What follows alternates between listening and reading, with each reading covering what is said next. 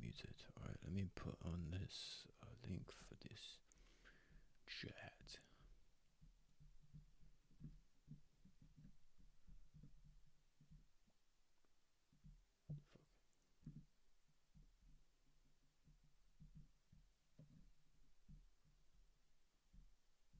Okay.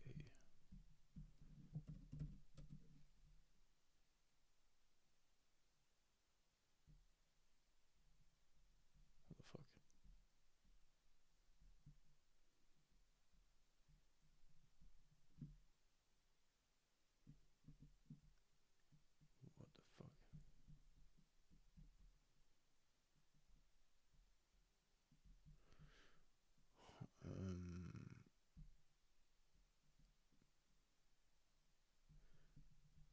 For some reason this is hidden like that. For some reason, mate. Let's put on the clock. Mute this. Or should I just do this? Holy moly, people. Today is Friday, the 7th of August, and we have NFP today. I'm not involved with the market right now, so we're just here for the ride, mate. Here to enjoy a day of hard work.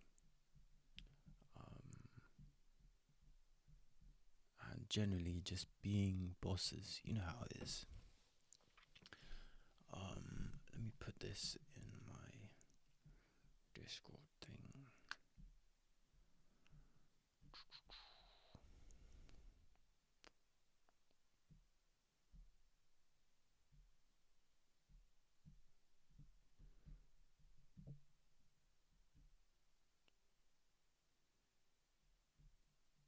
How can I find this? For some reason. Right. Banana.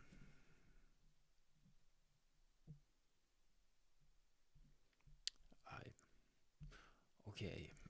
So.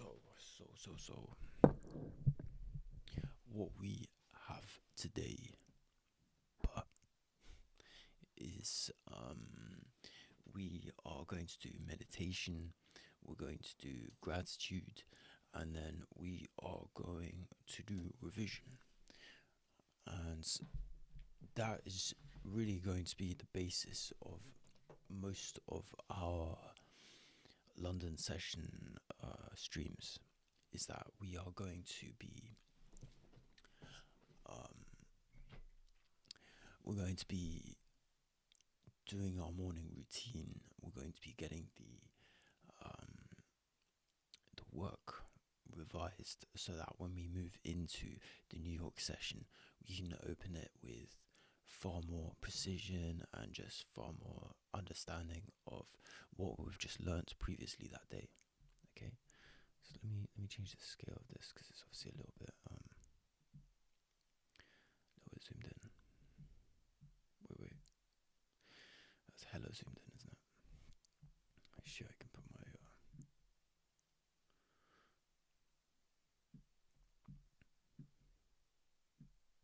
yeah, cool. Okay, so let's start with meditation.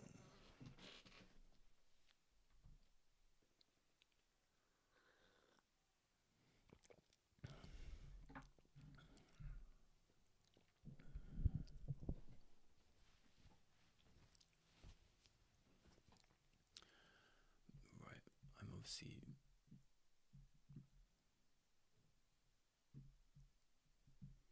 there we go. Okay, so let's begin.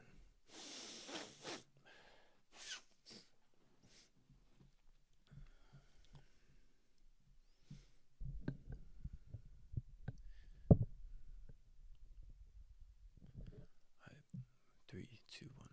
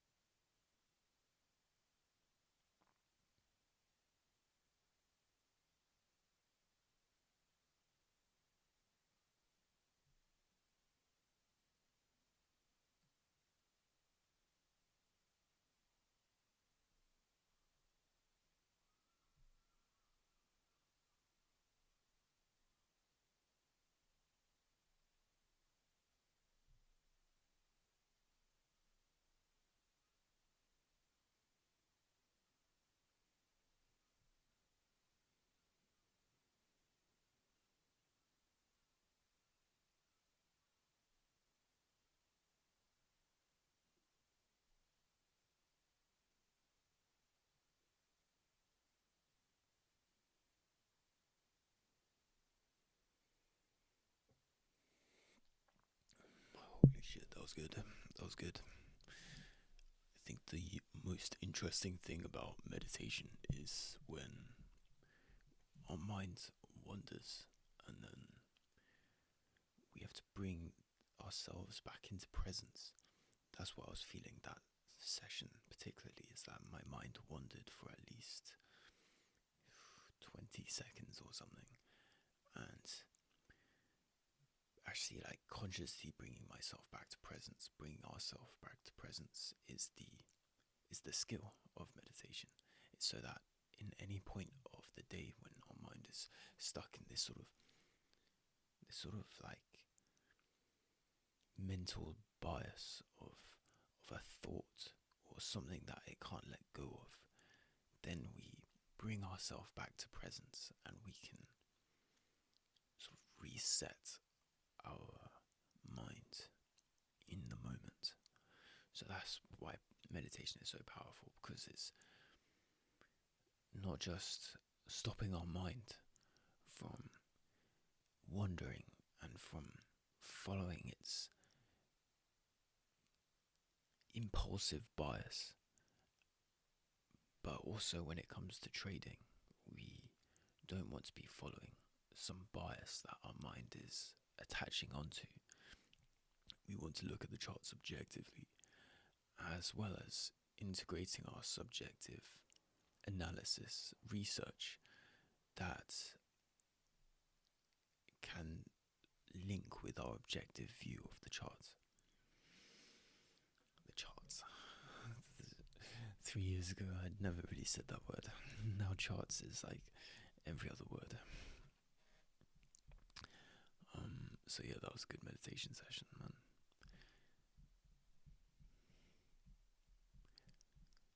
And I'm gonna go into gratitude, and then we're pretty early, mate. So maybe we can get 3 hours of revision done. At least 2 hours. We'll see.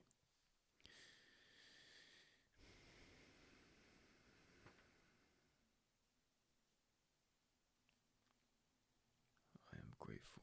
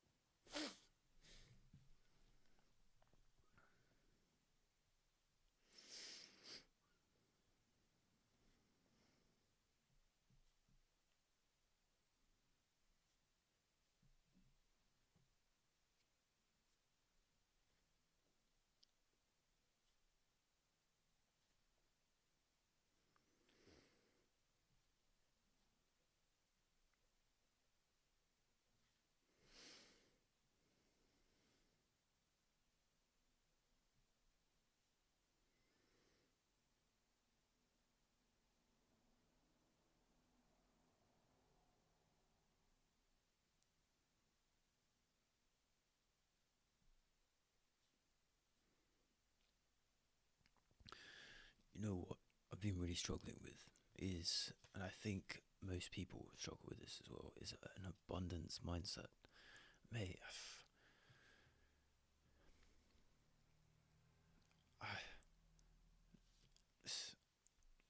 I'm gonna do a little pause midway through gratitude.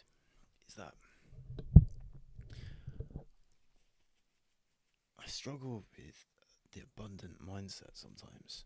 For example, yesterday, I I do cricket training on Thursday, and holy shit, my back is in so much pain just because I've started bowling like for the first time ever.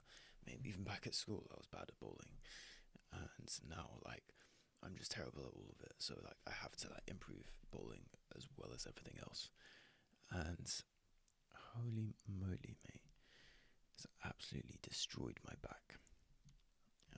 And even though the doctor was like, you shouldn't be bowling for 2 weeks, fucking, I've been bowling yesterday, so we're in a lot of pain. But, in terms of monetary abundance,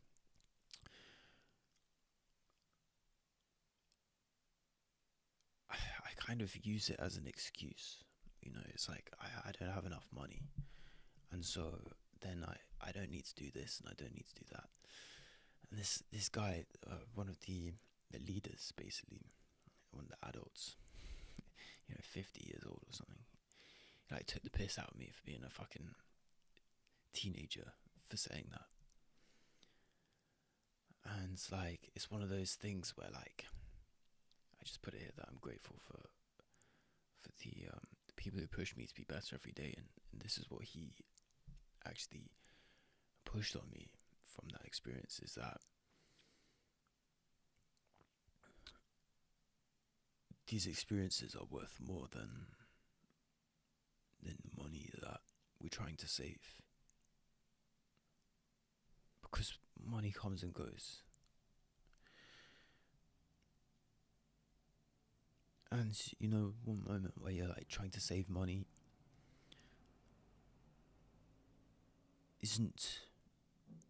it doesn't match up with the experience that we could get from just, I suppose, spending money is like a byproduct of having good experiences. You can have a good experience and you don't necessarily need to spend money, but then there's also like an equivalent happiness from spending money that you don't really think about. And that's what really like stayed with me all of yesterday and even this morning, is that I could have had a decent experience if I just spent some money on a bit of food and a drink, and spent time with these cricket people who, I don't know, they're opening me up. This is so I'm creating a quit smoking course, and one of the criteria is to join a community in real life. Not just an online community, but let's say you like playing, I don't know, fucking grass bowls or some shit, or cricket, or chess, something. Like whatever the in-person community is that you're joining, it improves you so much. Oh my god, mate, the amount that I've been improving since joining this cricket, mate, is incredible, mate. So many things that previously used to bother me, that now that I've joined this community and I'm sort of mature enough to not give a shit about like what people think of me, it's made me so much more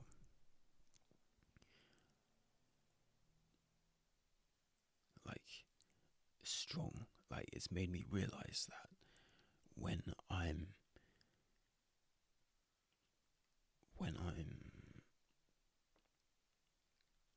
when I'm around people, it's not like it was when I was back at school.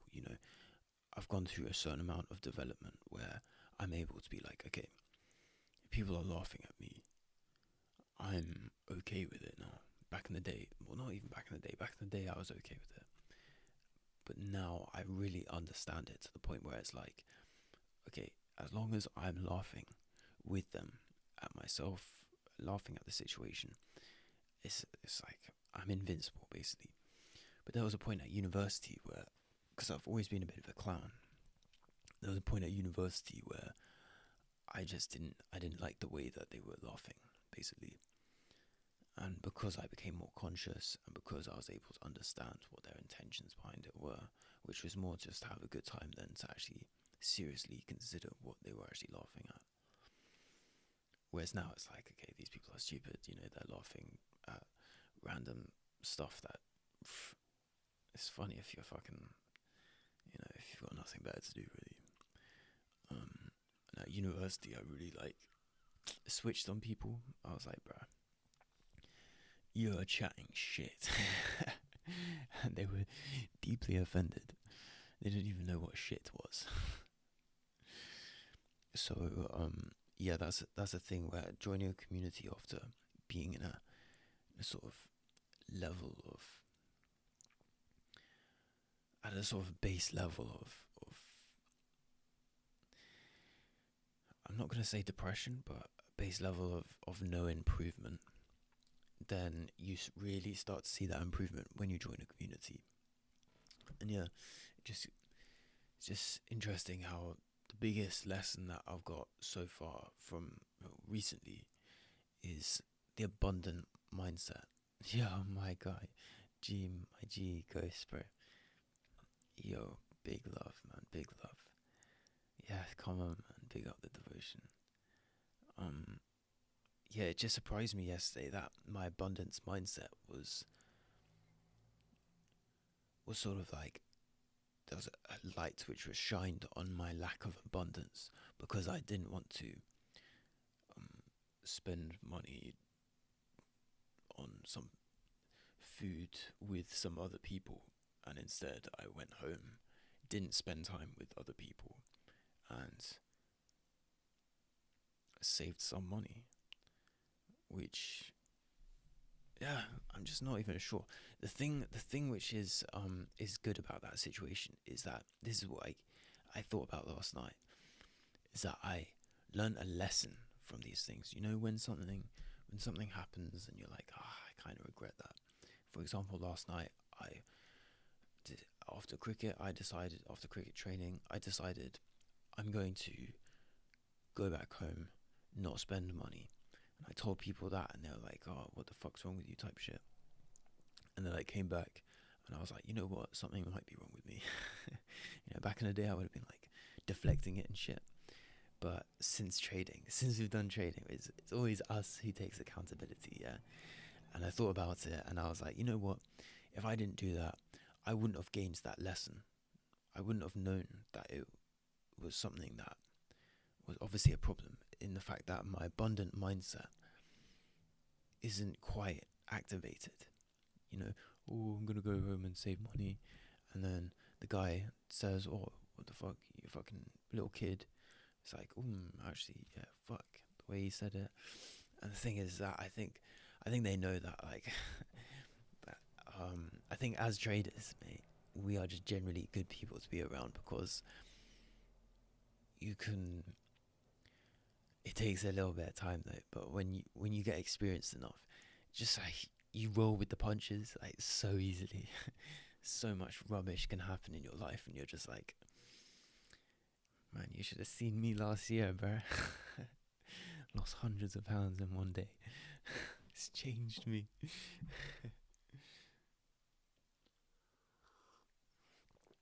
Brad lost like 500,000 in one day. And he was just like, but he made 500,000 one day as well. So, mate, but big love, Ghost, man. Yeah, I'm doing well, bro. I'm doing well. I'm how do I say, feeling my way a little bit. Just integrating my real life in to my happiness, because I've been so online my whole life. Yeah, played video games since I was like 10 years old. And only like, I think when I was 16, I started going out of my comfort zone. And then when I was like, only this year, man, it's been literally like 11 years since I've sort of decided to really, I don't know. Let me remove a few years, because there's some good years where I didn't play video games. I'd say about 4 to 5 years. So let's say about 6, 7 years where I've just been literally online playing video games and shit. So I'm just integrating that reality with communities and exercise, going running and whatnot. So yeah, it's constant, never-ending improvement. And as traders, we're very aware of that growth, that exponential growth. This is what I was saying to someone else. The exponential growth where the charts, where the fuck is your left? Here it is. Where it goes slowly and then suddenly it goes up. That's the curve of success. Exponential growth. Goes slow, slow, slow. You're working hard, and then suddenly, boom, the shit goes up. Whereas linear is just straight up. Linear is like you're just constantly improving, and we are always linearly improving internally, but externally, there's a lot more exponential line graphs. But yeah, man, I'm doing well.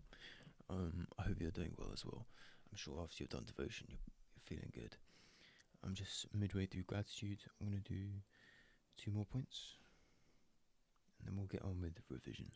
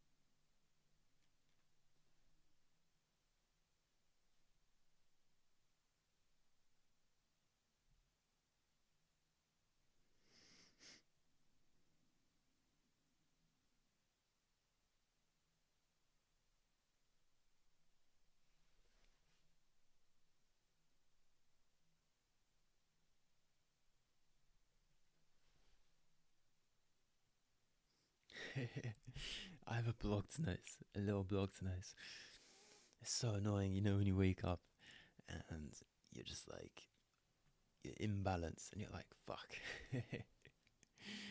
Something's up. Something's up.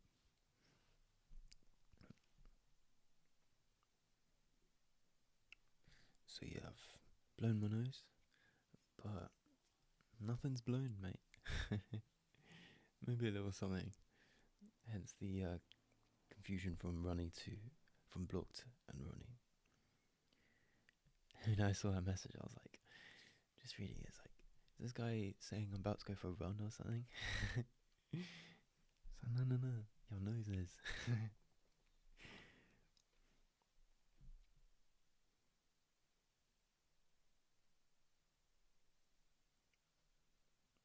Grateful to God for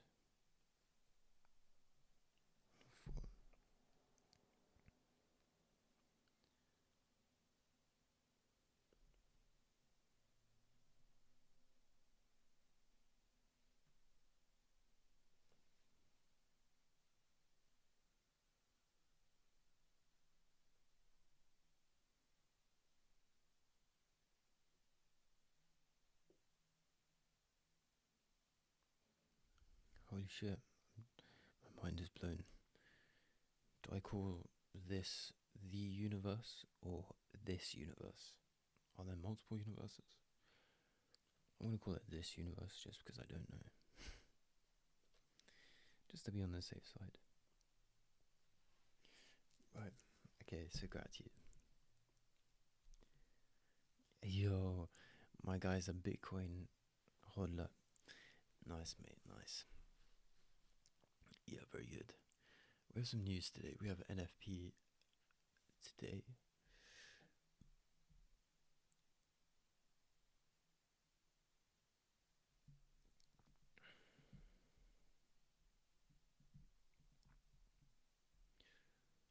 NFP in 8, 9, 10, 12, 6.5 hours.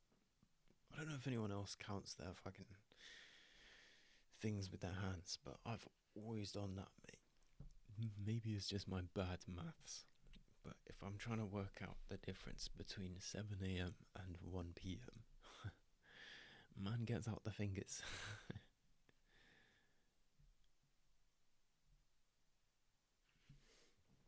Buying the trade for my 4 TP 1 to 5. Yeah, nice. Nice. Yeah, mate. How do I say it? The element of taking profit has been really difficult in my journey, in the fact that like I can become really stubborn in my position when I've maybe over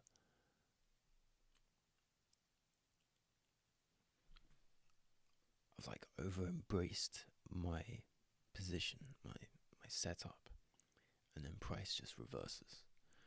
And that's happened so many fucking times. So I'm more ready to take profit these days. Whether it's at like, let's say you have a 1 to 5 trade and it goes to like 1 to 3 or 1 to 4. About 50% of the time I'll actually take profit before it hits take profit, because something to do with my ego or something, but it's like I'm battling my ego. Like, yeah, my ego says it needs to hit this position, but then my internal sort of peace wants me to get out and prepare for another position tomorrow or something. So it is always logic that takes over, but it is like it's like battle between my ego and my logic, where the ego is like, okay, I can make all this money, and the logic is like, we can make nearly as much money and potentially make more money tomorrow. And that's where is the delayed gratification is the big powerhouse behind our success in our whole life. Because instant gratification is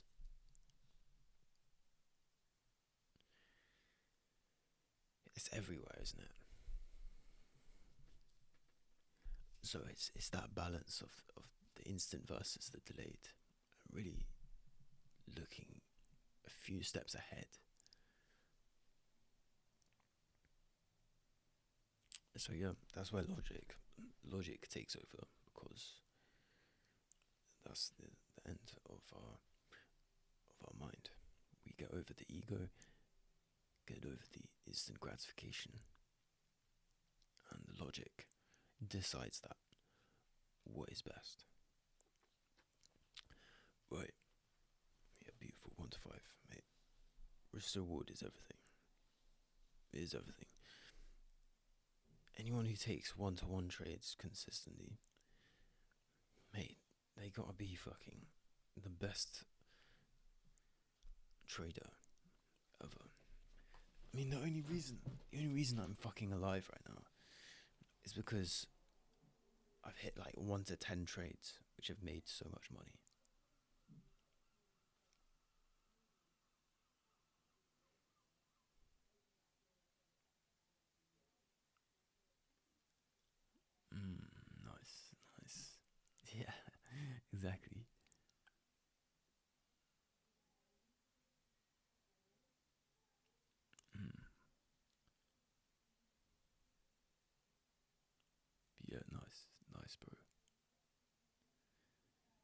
Yeah, I like it. We'll see how today goes. Yeah, we got NFP, so it's just a lot of excitement today. So just stay focused. Uh, yeah, keep the peace in your mind and have techniques and strategies to settle that peace if it gets um, jaded, if it gets affected by a loss or um, even a win. You know, the wins are actually some of the hardest to control. Oh my goodness, mate. You know, like there's two interesting things about winning. Yeah, is that either we win and we get all excited and then we want to like make more money, and that can have some strange effects, or we win and then we don't feel anything. Right? I think that's the strangest thing that I'm finding is that, like, you know, we work so hard for this. We just constantly work harder and harder, and then we win, and then it's like, but that wasn't, I don't feel as good as I want to, and I think partly is because of the lack of long term view. This win isn't the ends; it's the stepping stone, and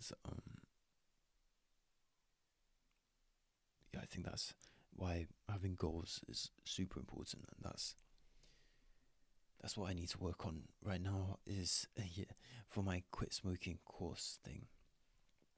Um, the last thing that I need to do is I need to help um people find goals which are big enough for them to want to quit smoking. Because we've got the whole layout of the quitting smoking, but then there's the first part of it, stage one, which is called the purpose. And the start of it is explaining that, nicotine is a toxin. And then the second part of it is explaining that you need goals to get away from this poison, this toxin. So it's like helping people find those goals. And yeah, that's where we really need to just work hard. So there's two books which I'm thinking of reading. I'm thinking of reading The 4 Hour Work Week again, because that's a good book and it really helped me look at my goals differently. And Tony Robbins also, he has a good goal setting mechanism in Awaken the Giant Within, but it's quite confusing, quite long and confusing. So I'll have to read through both of them. I've gone through Awaken the Giant Within so many fucking times. It's really good by Tony Robbins. But the 4 Hour Work Week it's been like nibbling at me, because a lot of successful people have talked about the 4 Hour Work Week, and not so successful people have not talked about the 4 Hour Work Week. So I'm interested.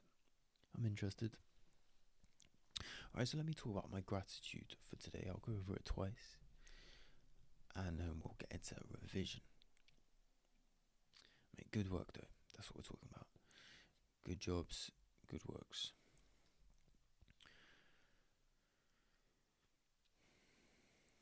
Yeah, our family are proud of us, man. Our family are proud of us, but that's just the beginning. We want God wants to be. We want God to be proud of us. I think that's working, and this is what I was talking about with the community thing. Is that I've joined a community, and there's definitely a lot of evil around, but there's also good. You know, it's like evil dipped in good, or good dipped in evil, whichever one. Yo, good morning, my G. As Emery, I know. I think it's going, bro, going. And this is the thing: is that with joining a community in real life, there's going to be people who sort of like they test us and really shine lights on our shadows and our darkness, things that we may not see.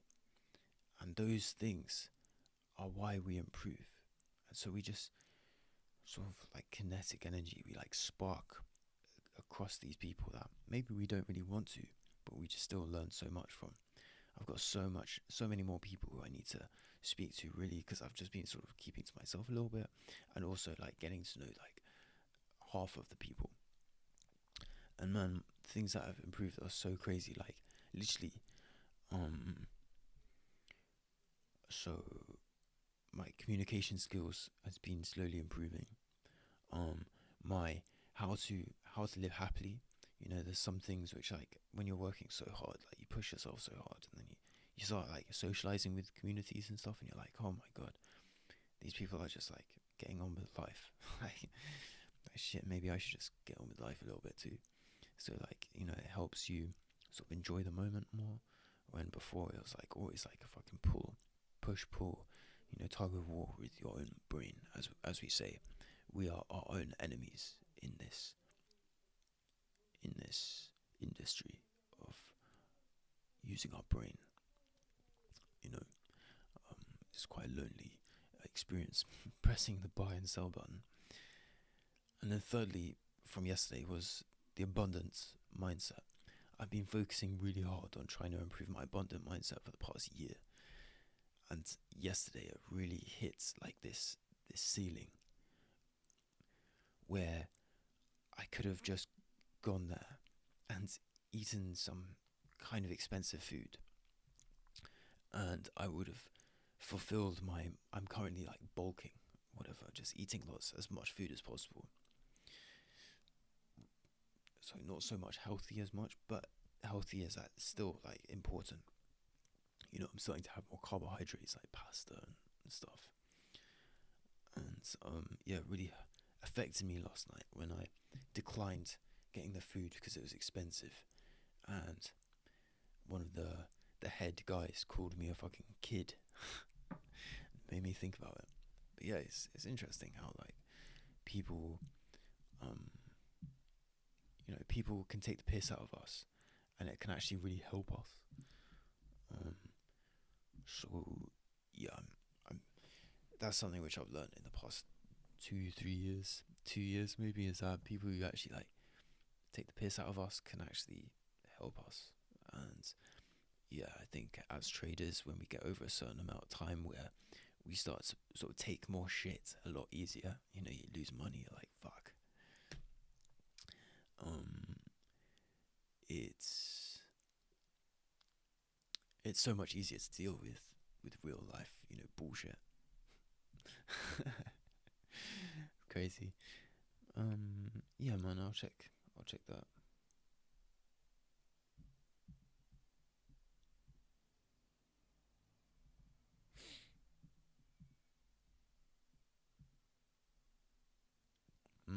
Nice. Yeah, looks good, man. Might sweep, you know, some liquidity before going down.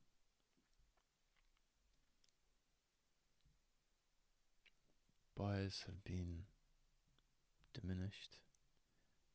You can obviously see that there's been some bears stepping in. This is 15 minute. Yeah, this looks good from a zoomed in perspective. We've got hella indecision and price just going down. You could say this is a sweep of liquidity with price wanting to come up further.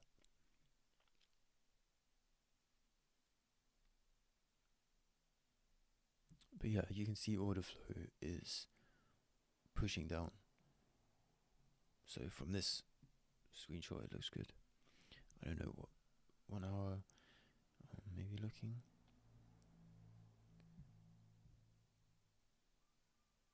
Yeah, nice. Yeah, it's good sell, bro. It's all good sell. Trump hasn't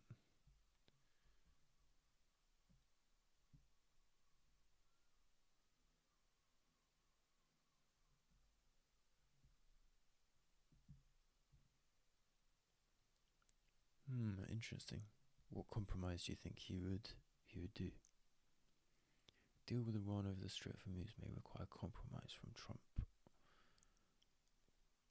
Compromise from Trump. Compromise from Trump. What would that look like?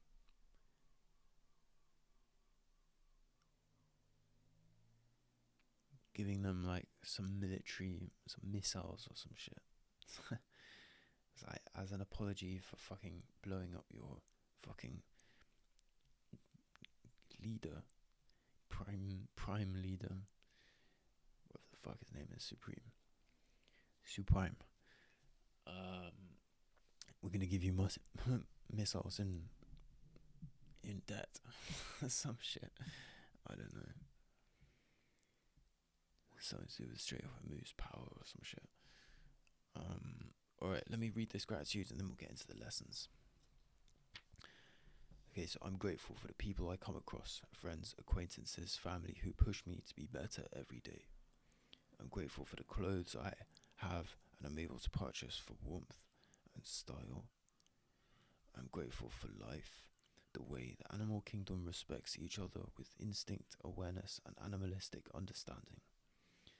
And I'm grateful to God for watching over all goodness in this universe. I'm grateful for the people I come across, friends, acquaintances, family, who push me to be better every day. I'm grateful for the clothes I have and I'm able to purchase for warmth and style. I am grateful for life, the way the animal kingdom respects each other with instinct, awareness, and animalistic understanding. And I am grateful to God for watching over all goodness in this universe. Yeah, good business, bro. Mate, it's good to see you. Always good to see you, bro. And I'll let you know about this book today as well, because hopefully I can get that sent ASAP. Big love, big love. That's the way. That's the way.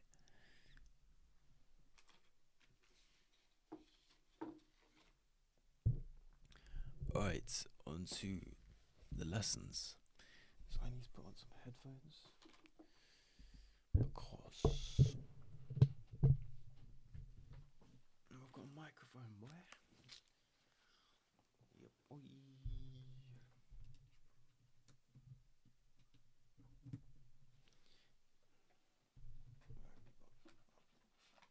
Pen and paper.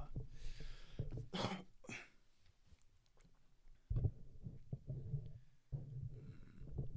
do I move this to be? I don't know. Oh yeah, that's how I do it. Push the mic away before I start. Premium and discount walkthrough. Like I said, the first. Alright. Let's go, mofos. Big love, big love.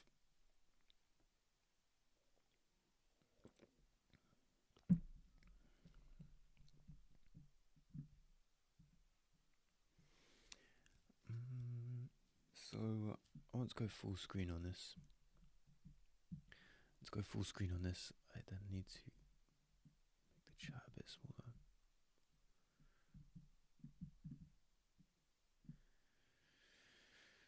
Which is annoying as fuck because it's difficult to read.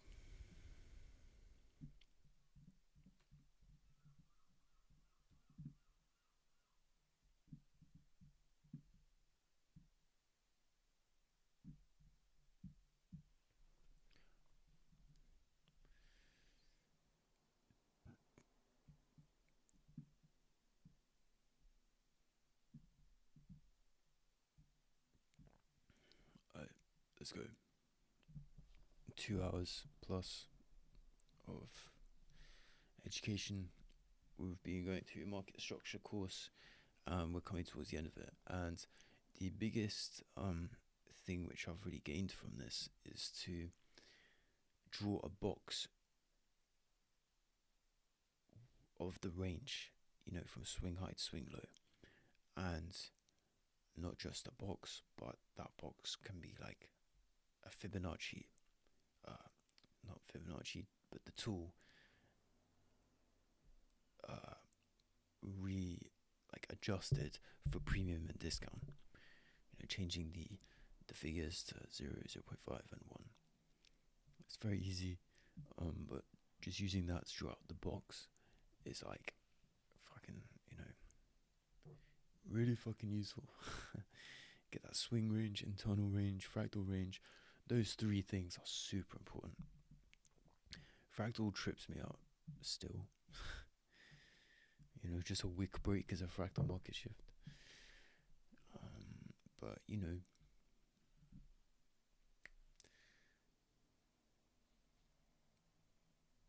just gotta keep practicing, man. He says tearfully. And then we're going to get better as these days, weeks, months unravel. Maybe there'll be a time where we don't even need to revise anymore, but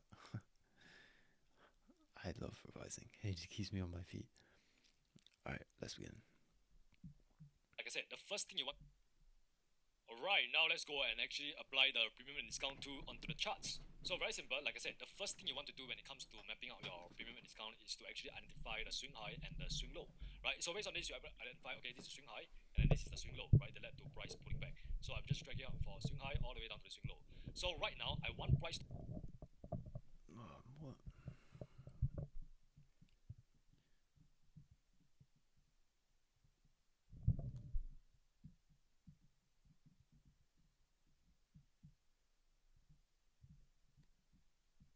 Like I said, the first you identify the swing high and the swing low, right? So based on this, you identify, okay, this is swing high, and then this is the swing low, right? That led to price pulling back. Yeah, I like younger Brad more than older Brad. Older Brad has a fucking perm. And he's way, way more cocky. Whereas younger Brad is maybe just a little more to the arrogant side than the cocky side. But yeah, I suppose that's what money does. You make so much money. I'm the fucking king. Just dragging out for swing high all the way down to the swing low.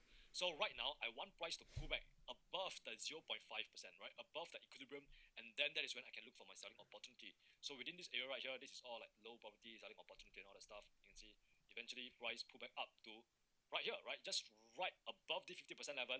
This is when we're able to get the EQ, the equilibrium.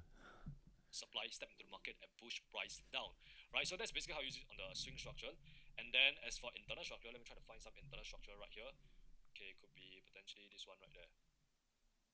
Yeah, by the way, I'm just using the example that we have mapped up earlier, right? Because I don't want to waste too much time on this such a simple concept. And yeah, based on this internal structure, just identify the internal low and internal high. So example, we have this one right here, internal low right there, and then there's an internal high right there. So I can drag it out from my internal high all the way down to my internal low right there. So you can see, I just need to wait for price to pull back into the discount pricing, right? Wait for price to get to below the 0.5% level. That is when I can look for my long position. You can see right here, there's some easy areas right here where I can look for long position. How you can actually do it is that you can wait for price to enter below the 0.5% level, then you go and observe the fractal structure, right? Remember, the fractal market shift, what it does is that it tells us that the internal structure has ended or it has started. So in this case, right now the internal structure is pulling back. So in order for me to know that the internal structure pullback is over, and right now we're going to go up there and break past the internal high, right? We need to get that fractal market shift. So I'll observe after price enter into the 0.5% level, that is when I look at a candlestick. Okay, did this candlestick break below this one? Yes. Did this one break below this one? Yes. Did this one break below this one? Yes. Did this one break below this one? No, not really. Yeah, not really. Yeah, so this is where somewhere within here, actually let me see. Yeah, somewhere within, no, based on this, okay, this would be the last fractal high. Okay, then this would be the last fractal low. Yeah, so the fractal market shift will happen after price break past this area right here. But that's not a fractal market shift, mate. You see, this is the fractal market shift. That is where price has changed. Price came down, tapped into it, swept more liquidity down here, and then exploded. This is not fractal. This is a market shift. So yeah, Brad's fractal education has been tripping me out for some time, because he says different things, but yeah, that differentiating fractal market shift from market shift is just the just the nuance that really has helped me improve. Because that's a fractal market shift down here. As he was saying, this one broke below this one broke below this one didn't break. So that closing above is like a fractal market shift. Whereas this one is like a supply zone that has been closed above. That's a straight up just market shift. So this is where we get a fractal market shift, and that is when price finally push up to the upside, right? But if you go down to the lower time frame, right, you probably see there's definitely gonna be like a fractal market shift right here. In fact, let's go down to the lower time frame and see. So 1 hour time frame, let's look at what happened right there in the premium, discount pricing. You can see right here, okay, yeah, you can see this is where you're able to find that fractal market shift. Price pull.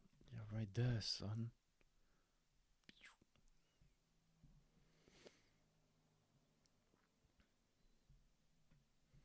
Or you could even really say it's like this. And that's where the imbalance has been mitigated. Where the inducement was liquidated. Down here, and you can see just continuously map. Okay, this is the last fractal low, right? I'll assume that this is the last fractal low, lower high right there. And then price goes down even further, right? Creates, zoom in a little bit, right here. Okay, this is very hard to see actually. Okay, you can see right here there's a minor fractal pullback, so that's I can move my fractal high right there, and then another fractal pullback right there before price goes down even further to break structural, and I can keep on moving my fractal high to all the way down to this one right here. Yeah, right there. It takes a little bit of practice to actually spot this thing so easily, right? But based on this, right, you can see this one right here, this would have been the fractal high, right, that led to this move right there. But then over here, this one failed to break past this previous candlestick low. So this is the new high right there. And then it led to price breaking the structural and come down here, right? So this is our fractal market shift. You can see the minute we get that fractal market shift. Bro, I'm saying this is the fractal high. you see, his teaching is so lofty that I'm just saying what I think, because this broke below this one. So even though he's saying it's this one, from his teachings, his previous candle high is this one, not the fucking previous one, because that wouldn't be fractal structure. This is what trips me out for years, for literally over a year, is that fractal structure is completely fucking different to internal and swing structure. It's completely different. It like works on its own like highs and lows, mate. So yeah, like maybe that's it. Maybe this is it. Either it's the previous candle that broke structure, that's why I'm calling it this one, or it's actually like a little supply zone. But because this created this break, I don't know. He says it's that one. I'm saying it's this one. Right here. And right now, price is also within the discount pricing, and it's all the way down here, almost like the extreme end of the discount pricing. This increased the probability for us that, okay, this buy position is most likely going to work, because based on this, right, if you look towards the left hand side, this is the last internal higher low. So the expectation is that price, if it wants to continue this bullish internal structural, it will not break past this last higher low. So that is when price comes all the way down here, and it gets super close, super near to the last higher low, and it's also within the discount pricing, and we also get a fractal market shift. Alright, that means that, okay, this internal pullback is potentially going to be over, and right now this is where we can look for our long positions, right, at this discount pricing. This is where you're really able to get that high probability trade set up, compared if you try to enter for a sell, like say right here, right here, you know, price has just started pulling back, and then price is also within the premium pricing. It's going to be lower probability compared to if you actually enter right here. Once again, does this mean that price will not finish the pullback here? Sometimes it can, right? Sometimes price will just make like a very short internal pullback just like this, right? Still within the premium pricing whatsoever, and then just goes up even further. So like I said, we don't want to assume what the market is going to do, right? Just always react to what the market is going to do.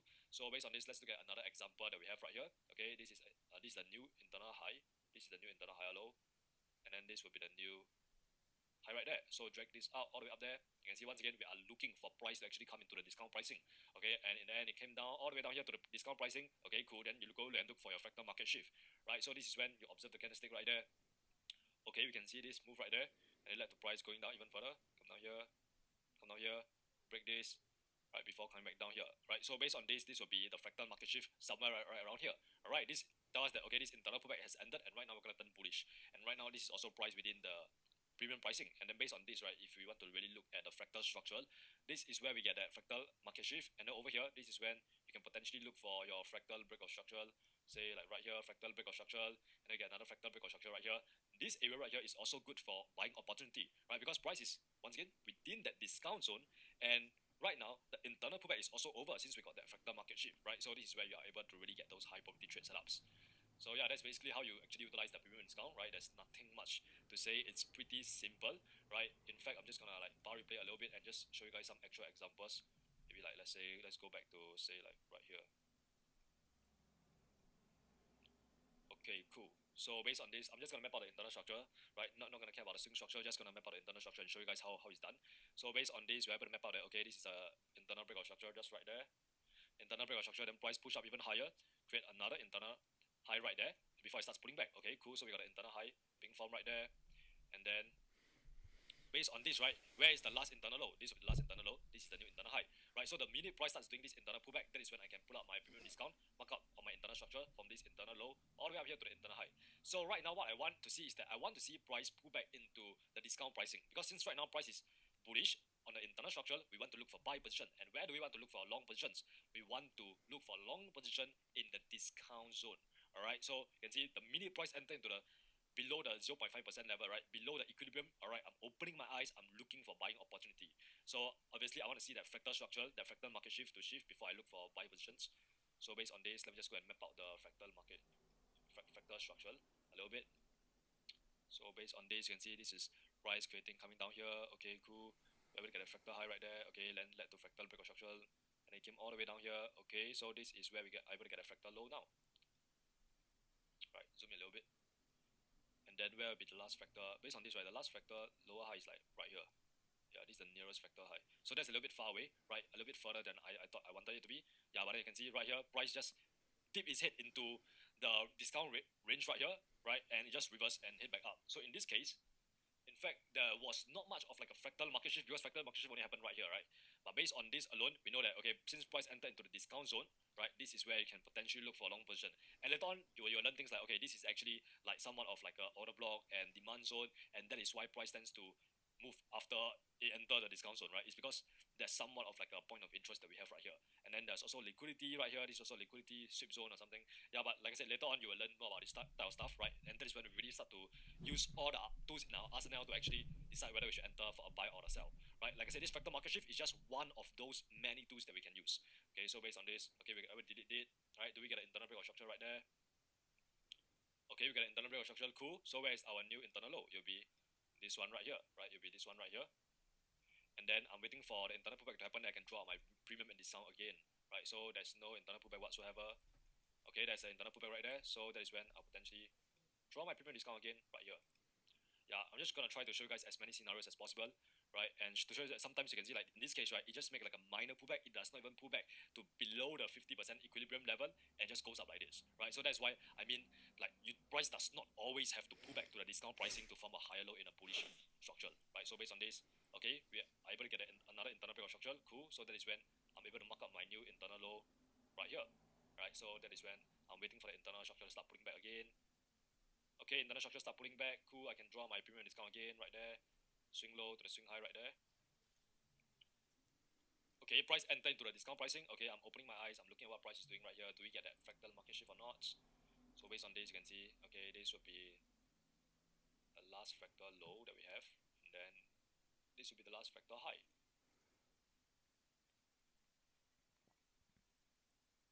Okay, you can see after the fractal market shift, price turned bullish again, and price did dip its head to below the 50% level, right? Like it just went down there and then just wick back up, right? So based on this discount zone, it did work, right? And it did show us that after price entered into the discount zone, price turned bullish, right? So cool. That is where we can get that out of there, mark out our new internal break of structure right there. So now this will be our new internal low, internal high right there. And once again, we are waiting for the internal pullback to happen again. Okay, cool, we got another internal pullback right there. This is the deep pullback, and I believe price has already entered into the discount zone. Oops. Okay, yeah, you can see price has already entered into the discount zone and it's getting very, very close to this last internal low that we have right here, right? So we are looking and seeing what our price does. Okay, you can see, do we get that fractal market shift or not? Based on this, I'm seeing, okay, this is, no, there's no low being formed right here. Okay, you can see, instead of a fractal market shift, we actually, okay, let me just mark up the internal low and high first. So this is the last internal low. Okay, then where's the last internal high? It will be, okay, price did this, came all the way up here before it comes down, and this is the nearest one. So right there, right? Okay, you can see price actually break below the one right here, right? It break out of the discount zone. What does this mean? This means that right now price has turned bearish, right? And if you look at this, price has officially broke past the last internal higher low as well. So this tells that, okay, we got a market shift right there. And this tells that, okay, right now price has officially turned bearish. And this is where we can actually look for sell positions in the premium pricing, right? So based on this, I'm able to mark out, okay, this is my new swing high. Still cannot determine my swing low yet. Okay, potentially. Right here, all of this internal structure being formed right here. Right? Internal structure, all this internal lower high right here. By all means, if you want, you can try and trade this, right? So based on this will be the, okay, let me just drop out the internal break of structure just right there. Okay, so based on this, I was able to mark up that this is my internal swing high, this is my internal low, right? You can see price retraced a little bit into the premium pricing and then it went down. Okay, cool. Okay, I want to see that significant pullback. Okay, you can see this one was pretty big, right? So another internal break of structure break, another price breaking past the internal break of structure right there.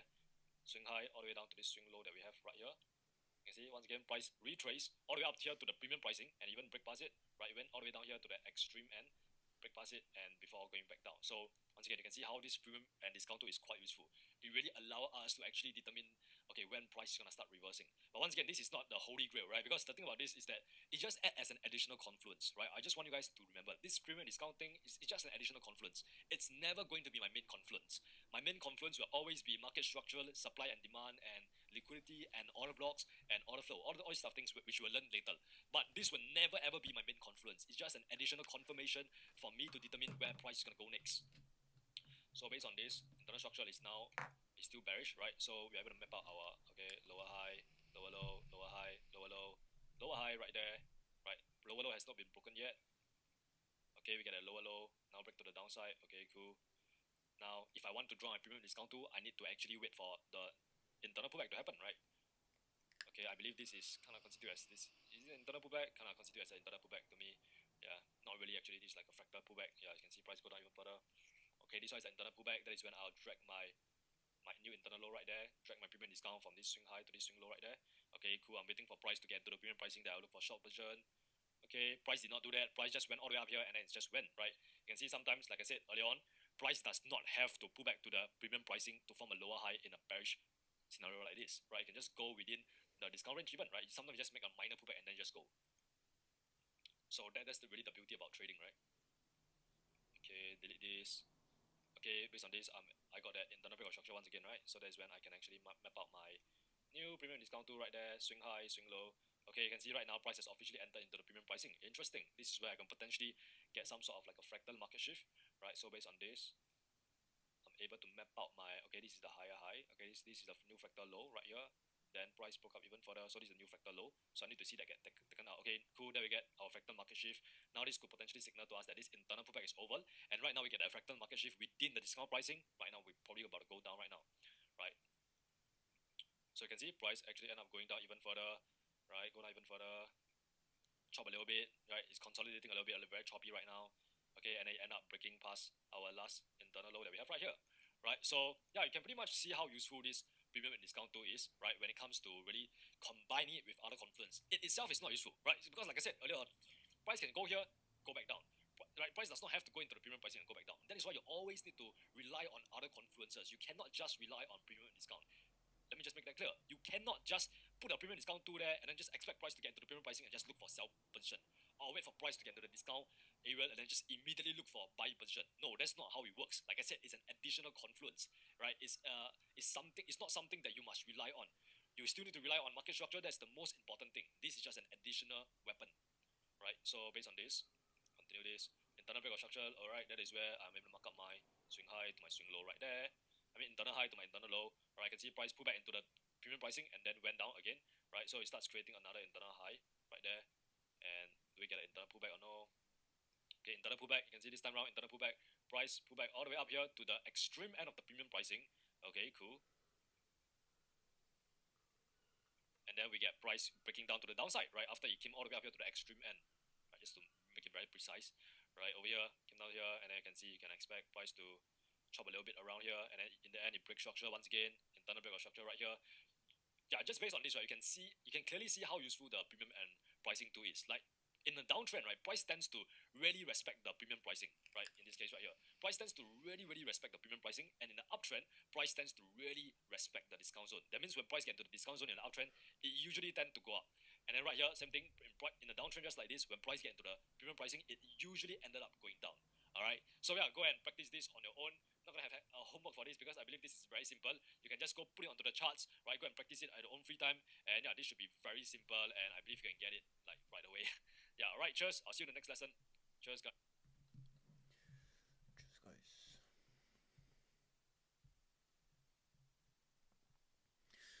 Alright, we're getting into the big meat of market structure.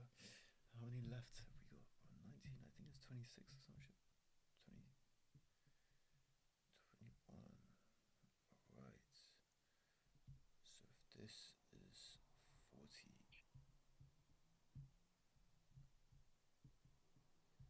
1 hour. 1 hour 30. It takes us to like 9:15. We can start. Oh shit, my mic is so far away. And we can start the next one, which I believe is supply and demand. And ready for tomorrow. We're doing Saturday and Sunday as well. It's so that now everything we have learned so far in this mechanical market structural course is so that we can lead you up to this stage where we learn about multi-time frame market structure. This is, in fact, the finale of market structure. This is the main reason on why we learn market structure in the first place, so that we can really gain clarity and confidence when it comes to analyzing the markets, right, and looking at price action. So we have learned about swing, internal, and fractal structure, and now it's time to like kind of convert them into time frames, right? Because we want to actually apply them onto the charts instead of just learning theory. So please, for the love of God, if you have not watched the basics of market structure lessons and you have not got a deeper understanding of swing, internal, and fractal structure, please make sure you go and do that first, right? You need a very deep understanding of these three concepts before we can even talk about multi-time frame market structure. Like I said, this is the most important thing because this allows us to really time our entries properly and really get those turning points in the market, right? And really trade with precision. But like I said, before you move on to this more advanced stuff, go and make sure you get the basics right, get your foundation solid first. Now, if you're good, then let's get started.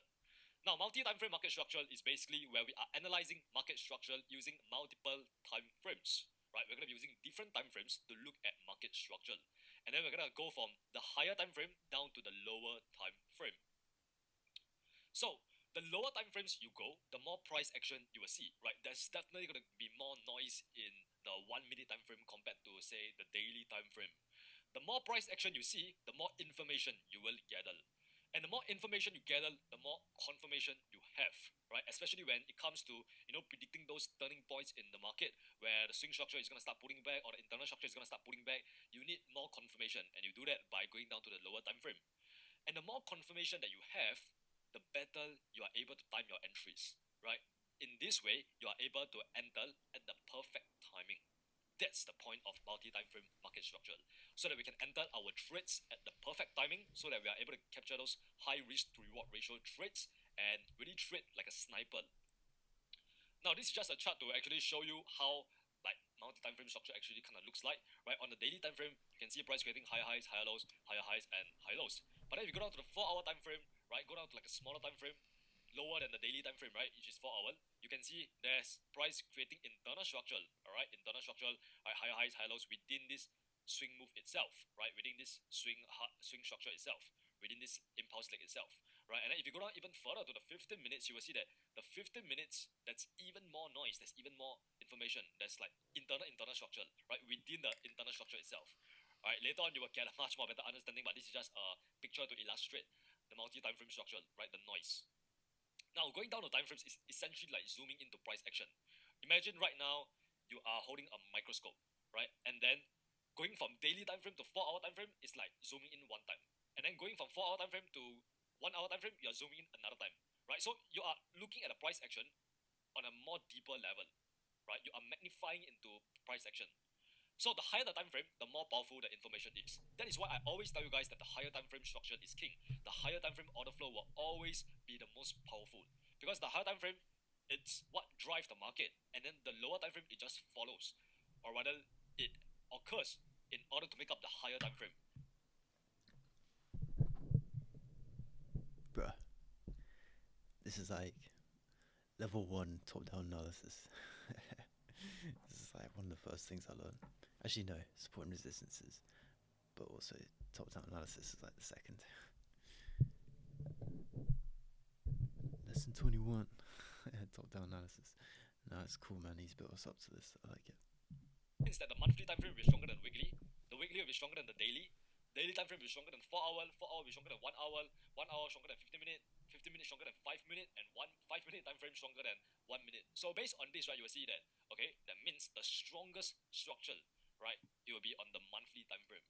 This is where we have the most powerful price action then compared to like the 1 minute, which has like the weakest price action, which means there's gonna be much more noise.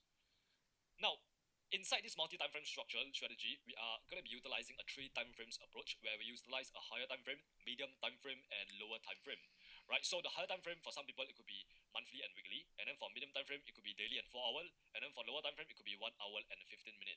And once again, how you select these time frames, I'm going to go through later, but it really depends on your trading style, your schedule as an individual, and all that stuff, right? Your lifestyle. And like another person, right, some people, they might want to utilize the daily and the 4 hour as the higher time frame instead of monthly and weekly, right? So in that case, this guy is more like a short-term trader where he's getting in and out of the trade faster, right? So, and then medium time frame will be 1 hour and 15 minutes, and lower time frame could be 1 minute or even down to seconds. So you can see this is basically how we approach multi-time frame. We start off with the higher time frame, and then we slowly go down to the lower time frame to look for our confirmation, so that we can actually time our trades properly, right? So that we can enter at the perfect timing. And basically, when you look at multi-time frame structure, right, and if you go to a candlestick chart, you realize that one candlestick, one weekly candlestick, it comprises of 5 daily candles. Now, why 5, not 7? Because the forex market is open for 5 days a week, it's Monday to Friday, and it's closed on weekends. That is why one weekly candle on the forex market, right, on a currency pair, it comprises of 5 daily candles. Now, based on this information, you will know that, okay, 5 daily candles make up of one weekly candle. So you can see how the lower time frame, it contributes to the higher time frame. And then one daily candle itself, it will be comprised of 6 4-hour candlesticks. And then each of these 4-hour candlesticks will further be comprised of 16 15-minute candles, right? So you can basically see how it's like a domino effect, right? Where the lower time frame, the price action in the lower time frame, it forms the higher time frame price action. Some great advice I got from a psychology trading coach was the higher time frame, the less decisions you have to make. So if you are waiting to see some sort of reason for something to happen after an hour, you only need to use your brain once per hour. Whereas if you're looking at 5-minute candles, you have to use your brain every 5 minutes. So controlling how we use our energy and where we direct it is based on what time frame we're looking at. So 1 hour is 1 decision, 5 minutes is 20 decisions within that hour. So yeah, that was really interesting when I heard that. That was good. It's a good way to sort of control our directed energy more. So now let's go into the charts and let's look at a little bit more basic example. Now the key to understanding multi-time frame structure is this diagram that you can see right here. I know right now you probably have seen this like 10,000 times already, and this is in fact basically the basics of market structure, right? In an uptrend, price will be creating a higher highs, higher lows, higher highs, and higher lows. And in an uptrend just like this, bullish market structure, price will be creating strong highs and strong lows and weak highs, because this low led to price breaking past the weak high, right? And then based on this, I want you to familiarize yourself with this concept. Each of this leg right here, each of this move right here, this is categorized as a run. All right, so this is one run, this one run, this another run, this is another run. So based on this is the impulse phase, right? So that's one run itself, and then this is a correction phase, and that's another run itself, and then this impulse phase is another run, and then correction phase, so on and so forth, right? So you can see the market is just comprised of impulse correction, impulse correction, impulse correction. And each of these individual leg, right, it basically means a run, all right? And this entire thing, it's a trend, okay? So if price is creating higher highs, higher lows like this, it's an entire trend. And in the bearish market structure, when price is creating lower highs and low lows, that entire stretch will be a trend. So the key to understanding multi-time frame structure is to understand that a higher time frame run, it's a lower time frame trend, all right? I know you probably don't understand that for now, but let me just show you this diagram to help you really understand it. A higher time frame run, it's a lower time frame trend, okay?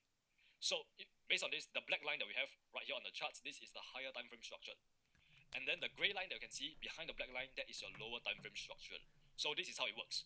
So when price is in a swing structure, like a bullish, I just noted down the runs, how these are called runs. I thought that was worth noting.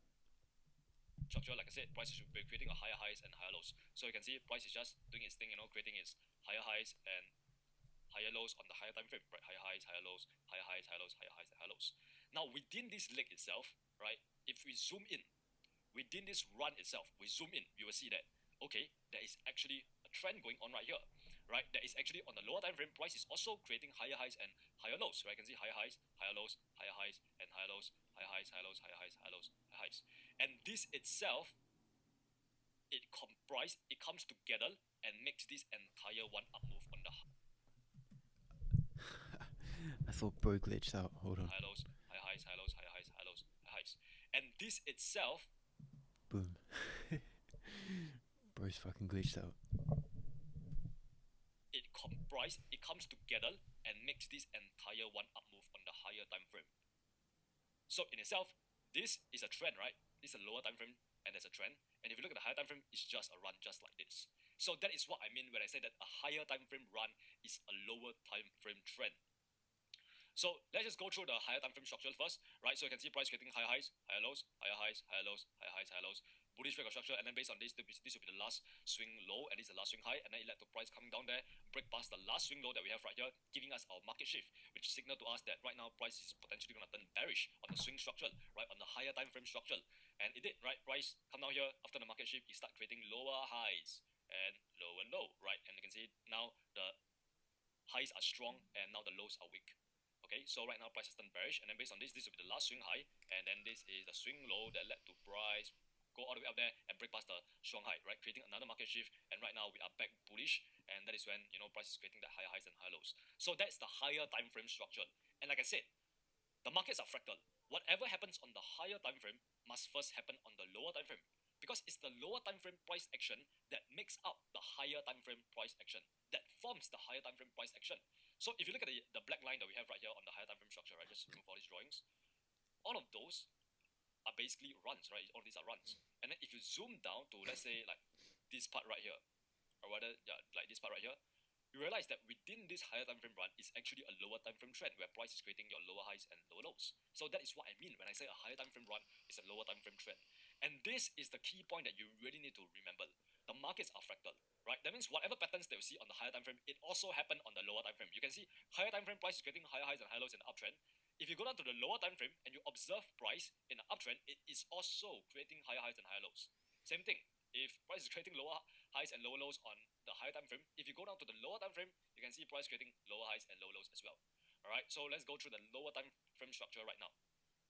So if it helps you to remember this better, just take lower time frame as like the internal structure and the higher time frame as the swing structure, right? So within the swing structure itself, there's going to be internal structure, right, where price is creating higher highs and higher lows, higher highs and higher lows, right? So in this case, okay, let's just zoom in a little bit right there.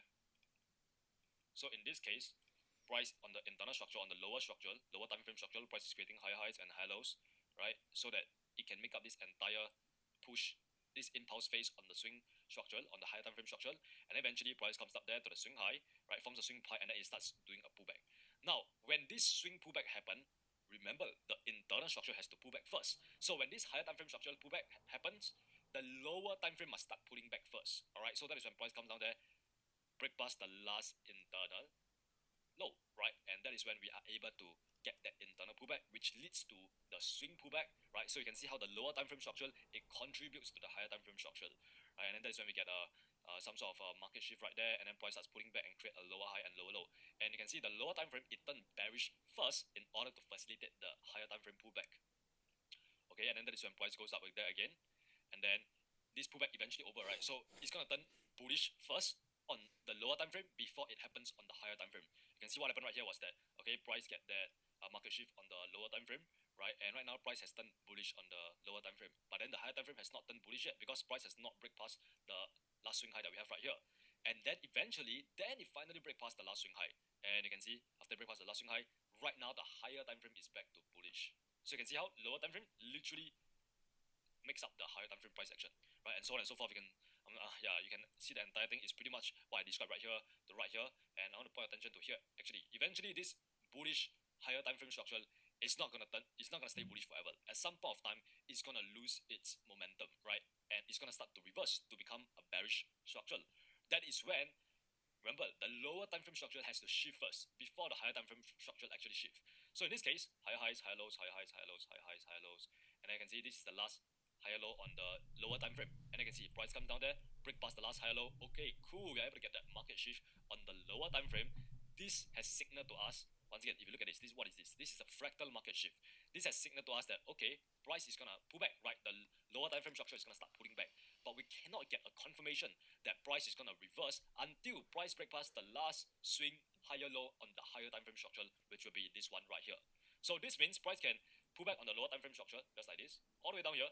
And if it does not break past the last higher low on the higher time frame structure, we are still bullish. So this is just a pullback itself, and right now price could potentially turn back up and continue that higher highs and higher lows dynamic. Alright, but based on this, what happened was that price didn't really pull back. Price came all the way down there, break past the last higher time frame swing low, and that is when we get that market shift. And right now, the higher time frame structure has officially turned bullish, turned from bullish to bearish right now. Alright, so this is when price has turned bearish. That means price will start creating your lower highs and lower lows. And you can see the lower time frame structure will shift first, right? Where price starts creating that lower high and lower low right there. And by the way, this one is just price turn bullish for a short amount of time to do what? To facilitate the pullback. Because after price break structure, we are always expecting price to start pulling back, right?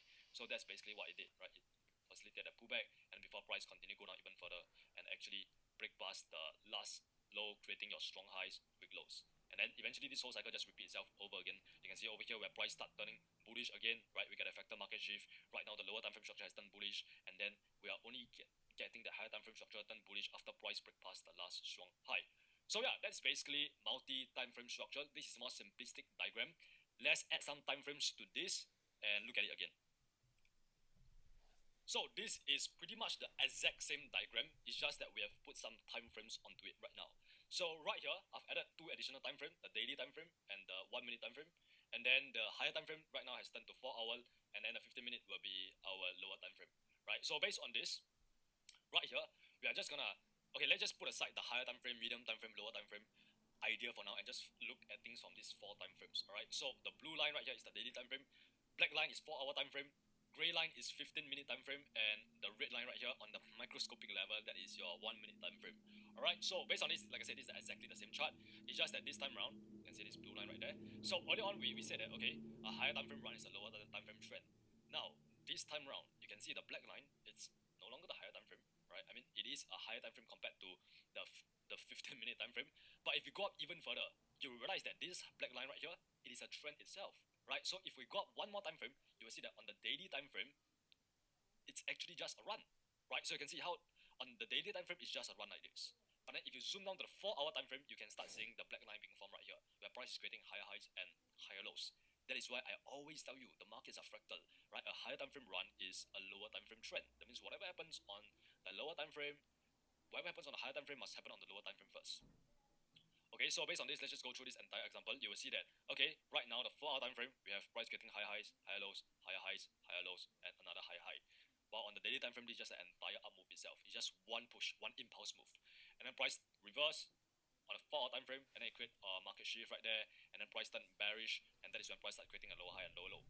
And then eventually price breaks out, break past the last high on a 4 hour time frame, and turn back bullish and create a higher high and higher low again. Now you can see in this case, right, if you zoom out to the daily time frame, so now let's just focus our attention onto the blue line, you will see that this is an up move, and then this entire thing right here, where price turned bearish, it just turned bearish for a short amount of time to facilitate the pullback on the daily time frame. And then it led to price continuing on the daily time frame. Right? That is why it's so important for you guys to really understand and familiarize yourself with the concept that the markets are fractal. Because if you do, then you will be able to understand this entire diagram right here.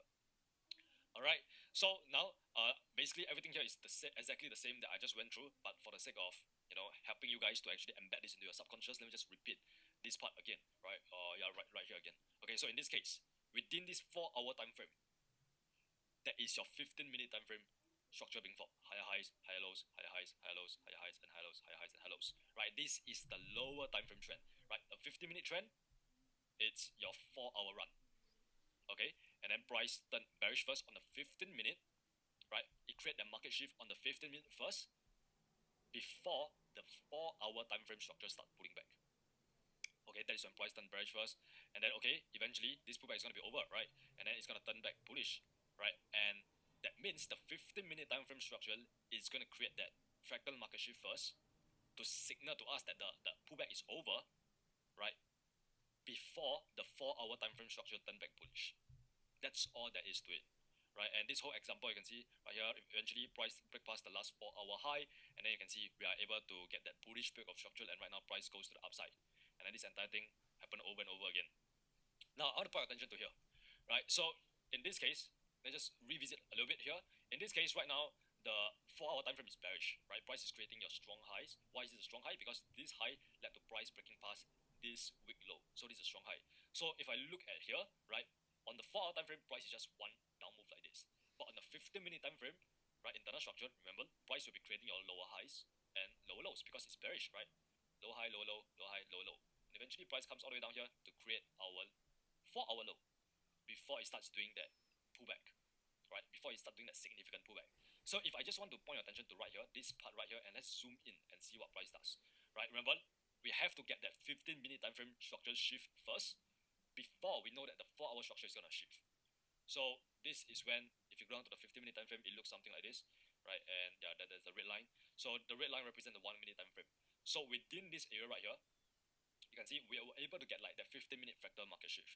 But before that 15-minute market shift happen, there is going to be a 1 minute time frame market shift happen first. Yeah, so you can see right there. Let me just put this on for you guys to see. This is the 15-minute market shift, right? And it happens somewhere right around here, right? Where price create this, the price push down, right? Creates this lower high and then goes up even further. This is the 15-minute time frame, by the way, and then price goes up there and break past the 15-minute high and then create that fractal market shift before price starts creating higher high and higher low. And this is when price starts going up and break the last high on the 4 hour time frame. But within this 15-minute time frame itself, right, within this 15-minute time frame structure, what we have on the red line is the 1 minute time frame structure, right? The 1 minute time frame. And 15-minute time frame basically consists, like one 15-minute candle consists of 15 1-minute candles, right? So if you look at this, within this 15-minute leg itself, there is actually a trend, right? Within this 15-minute run itself, there's actually a 1 minute time frame trend. The price getting lower high, lower low, lower high, lower low, very mini lower high, lower low, and then eventually price comes down there, right? Create another lower high right there, just to lower high right there, and then this is the most recent lower high on the 1 minute time frame, and then it led to price breaking past the most recent 1 minute lower high, right? And that is when we get that fractal market shift on the 1 minute time frame, right? So this one happened first, then it led to price breaking past the 15-minute time frame lower high and create your 15-minute time frame market shift. So you can see how your lower time frame contributes to the higher time frame. So the lower time frame structure has to shift first before the higher time frame structure actually shift, right? So if you look at this, right, how we pretty much predict this entire swing pullback, I mean this entire swing turning point right here, right, is if you are able to enter on the 1 minute time frame at this point right here, exactly at this point when there's a shift in structure, when the 1 minute time frame start turning bullish, if you're able to enter right here, you'll be like entering somewhere right around here, and your target could be all the way up here, and you can see this would be a tremendous amount of profits to be made, Right, that's a lot of money to be made. This is exactly why we utilize multiple time frames, so that we can time our entries better, and we can trade with precision like a sniper, looking for the perfect target and getting that bull's eye right there. This is exactly why.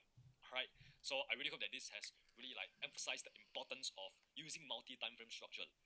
Right, just compare entering right here compared to entering, say, if you are like I don't know, like right here or something. No, like right here, right on this 15-minute structure. It's gonna be two different entries, two different types of entries. So yeah, this is basically what it means for the multi-time frame structure. And when it comes to all the noise, you see all this noise right here. When in doubt, right, just always start to zoom out to the higher time frame first, right? Start off with mapping out your swing structure, your higher time frame structure. Then you map out your internal structure on the lower time frame. So always start off with the higher time frame first, and it will just allow you to really gain so much more clarity over the noise in the markets. So just a quick recap on everything that we have covered so far. So basically, the lower time frame price action forms the higher time frame price action.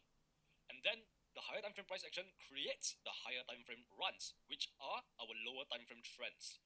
Remember, always remember when in doubt, a higher time frame run is a lower time frame trend. And your lower time frame trends makes up your lower time frame price action.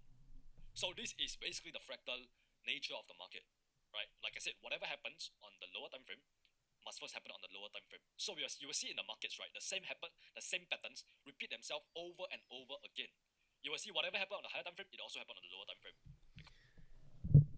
It's interesting that we're on this point because when you think of a move, and what I've noticed over time is that what happens on a lower time frame, it sort of like does that same pattern on a higher time frame. It's strange how it does that. But then when you actually like dissect it and think about it, it's like the reason it bought from that low and the reason why the higher time frame looks similar is because the reason behind it is the same reason the higher time frame is doing that as well. So the patterns between the lower time frame and the higher time frame, the source of it is the same. It's the same reasoning, and that's why it looks the same. Obviously, there's going to be little differences. For example, there might be more volatility higher up, but that's sort of that fuel and that source is from the same place. It's just obviously the volatility might be more if we're getting a further confirmation as opposed to a less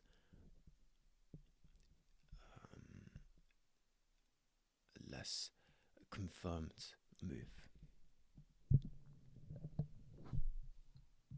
Whatever happens on the higher time frame must first happen on the lower time frame. And like I said, this is just how the market works. If you can really get this right, really understand this on a deeper level, like I said, everything will become so clear. Everything will become crystal clear when it comes to analyzing price. Now, always remember, consistent actions leads to consistent results. In a market where it's filled with uncertainty, where there is never like 100% chance that we're gonna win a trade, what we can do as individuals is to control our actions, right? If we are able to become consistent in the way where we execute our trade every single time, we follow our mechanical plan, that is when we are able to get consistent results, consistent profits. So by reducing the amount of time frames we analyze, right, this is where we decrease the possibility of conflicting biases. Because imagine if you go on to TradingView and then you see like there's 10,000 different time frames out there, right? There's a monthly time frame, weekly time frame, daily time frame, 1 hour, 2 hour, 3 hour, 4 hour time frame. There's a lot of time frames out there. And if you try to look at price on every single time frame, you will start to confuse yourself, right? You will not know why does this happen this way? Why is the 1 hour time frame bearish, but then the 4 hour time frame is bullish? Doesn't make sense whatsoever. And that's all because you don't practice multi-time frame structure. Okay, the main reason on why you are struggling to determine your bias is because you don't understand multi-time frame structure. If you do understand this, like I said, everything will become so crystal clear. You will know exactly which phase of the market is in right now. Is price bullish or bearish? And this increases our level of clarity and focus. That is why we only want to focus on a certain set of time frames, right? At least, at most 3 to 4 time frames, never more than that. And this reduces the amount of decisions that we have to make. Okay, so in 1% Club, what we do is that we utilize a 3 time frame approach, which is the higher time frame, the medium time frame, and the lower time frame, right? So the higher time frame, it can be the daily time frame, and this is where we really get that overall narrative and identify the overall trend direction, our swing structure, to determine whether in the long term, right, is price bullish or bearish. And then we go down to the medium time frame, which can be the 4-hour time frame, where we get our immediate buyers. This is where we get our intraday buyers to see like where is price going in the short term. And then we go down to the lower time frame, and this is where we time our entries properly, right? We are able to get those sniper entries, where we are able to capitalize those, where we are able to capture those trades with low risk and high reward. So, oh my god, alternative.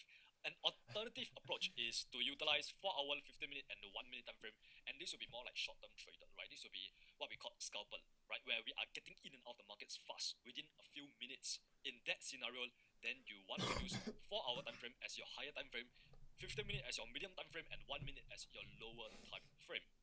Now, once again, you might be asking yourself right now, okay, which one do I choose? Which set do I choose? Do I choose this set of time frame or this one right here? Later on in the course, you will figure out what type of trader you are, right? So there is different ways to trade, right? Different trading style, you're going to approach different time frame, right? If you are extremely busy with your work, you have to be at your work all the time, your full-time job, then it doesn't make sense for you to choose this approach where you have to stare at charts and scan for trading opportunities on the 1-minute time frame. Doesn't make sense whatsoever. In that case, you might want to opt for this more relaxed and conservative approach. But then if, example, you are free every day, you have a lot of time at home, and you are a full-time trader, and you are a day trader who like to get in and out of the market fast, then by all means go ahead and stick to this approach instead, which is basically you getting in and out of the trades within minutes or within an hour. I'm just gonna put some trousers on, man. It's quite cold, I know.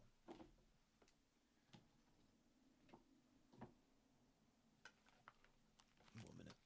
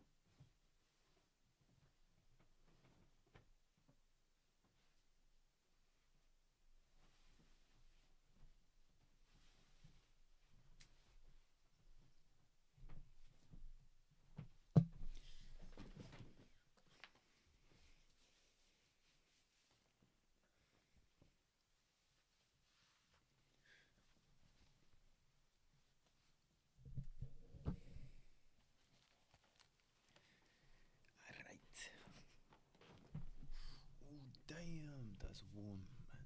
Fuck. Big up trousers, man. Fuck. So yeah, this approach is more for traders who are planning to hold the trade for a few hours up to a few days, or even a few weeks. This approach is more for traders who like to hold their trades just for the short term for a few minutes and up to potentially a few hours, right, depending on how you trade. Now, this is my personal approach. So I will start off with the higher time frame, and that is my daily time frame, and this is where I identify the swing structure and the trend. I find out where is my swing high, where is my swing low, and I build that narrative of the market to figure out what is the market doing right now. Okay, is price bullish? Is price bearish? Who is in control of price? Is it the bulls or is it the bears? And then I will go down to the 4-hour time frame, and this is where I determine whether the 4-hour time frame is in a continuation phase or a pullback phase. Because remember, after price breaks structure on the daily time frame, I'm expecting price to start pulling back. So based on this, I'm able to really determine, okay, right now are we in a continuation phase, right, where price has not created the break of structure, or it just did, or are we in a pullback phase right now where price has just recently created the break of structure and right now it's going to start pulling back soon, or it's in the pullback itself. And then I'll go down to the 15-minute time frame, and this is where I really confirm when the 4-hour swing pullback is starting or ending. So this is where I look for that fractal market shift and the market shift on the internal structure to tell me that the swing structure is pulling back. And then last but not least, once price to get to like a certain point of interest that I'm interested in, like a high value area, this is where I will go down to the 1-minute time frame to really look for those turning points and really time my entries properly with precision. So yeah, I hope that you're able to visualize how this works. If not, like I said, later on we're going to go through a few more examples, right? We're going to go into the charts as well, and then as you progress through this course, right, you will learn a lot more stuff which will add on to this approach. This is just like a very basic explanation of my entire multi-time frame approach, right? I just wanted to make sure that you guys kind of get a sense of how I personally utilize this multi-time frame structure. Once again, we're going to look at some chart examples later. Now, let's go on to the chart. Now, to help you really visualize it, right, the entire multi-time frame approach, this is priced in a bullish structure. So once again, let's go through step by step, right? Don't rush yourself, right? Don't get overwhelmed and confused by this. We're gonna go through this step by step. Okay, so first off, when we look at the swing structure, right now price is bullish. How do we know that price is bullish? Because price has just created a higher highs and higher low, and then this low led to price breaking past the swing high, right? Creating our bullish break of structure, right? Once again, we are utilizing the 3 time frame approach, where the higher time frame is the 4-hour time frame, and then the medium time frame is the 15-minute time frame, and the lower time frame is the 1-minute time frame.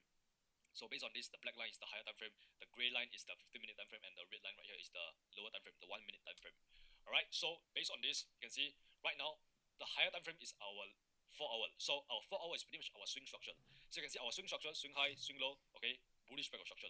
After this, what are we doing? The first thing we want to do is to anticipate a 4-hour pullback since price has just break structure. All right. So that is when we get an internal pullback, right here, just an internal pullback. It's not a swing pullback, because if you compare this to this one right here, it's a pretty minor pullback. So this is where, okay, we get an internal pullback, all right, cool, and then price breaks up and continue. So based on this is the last internal higher low, right? So, and then price goes up there, create another fractal low right there, right, another minor pullback before price continue go up even further.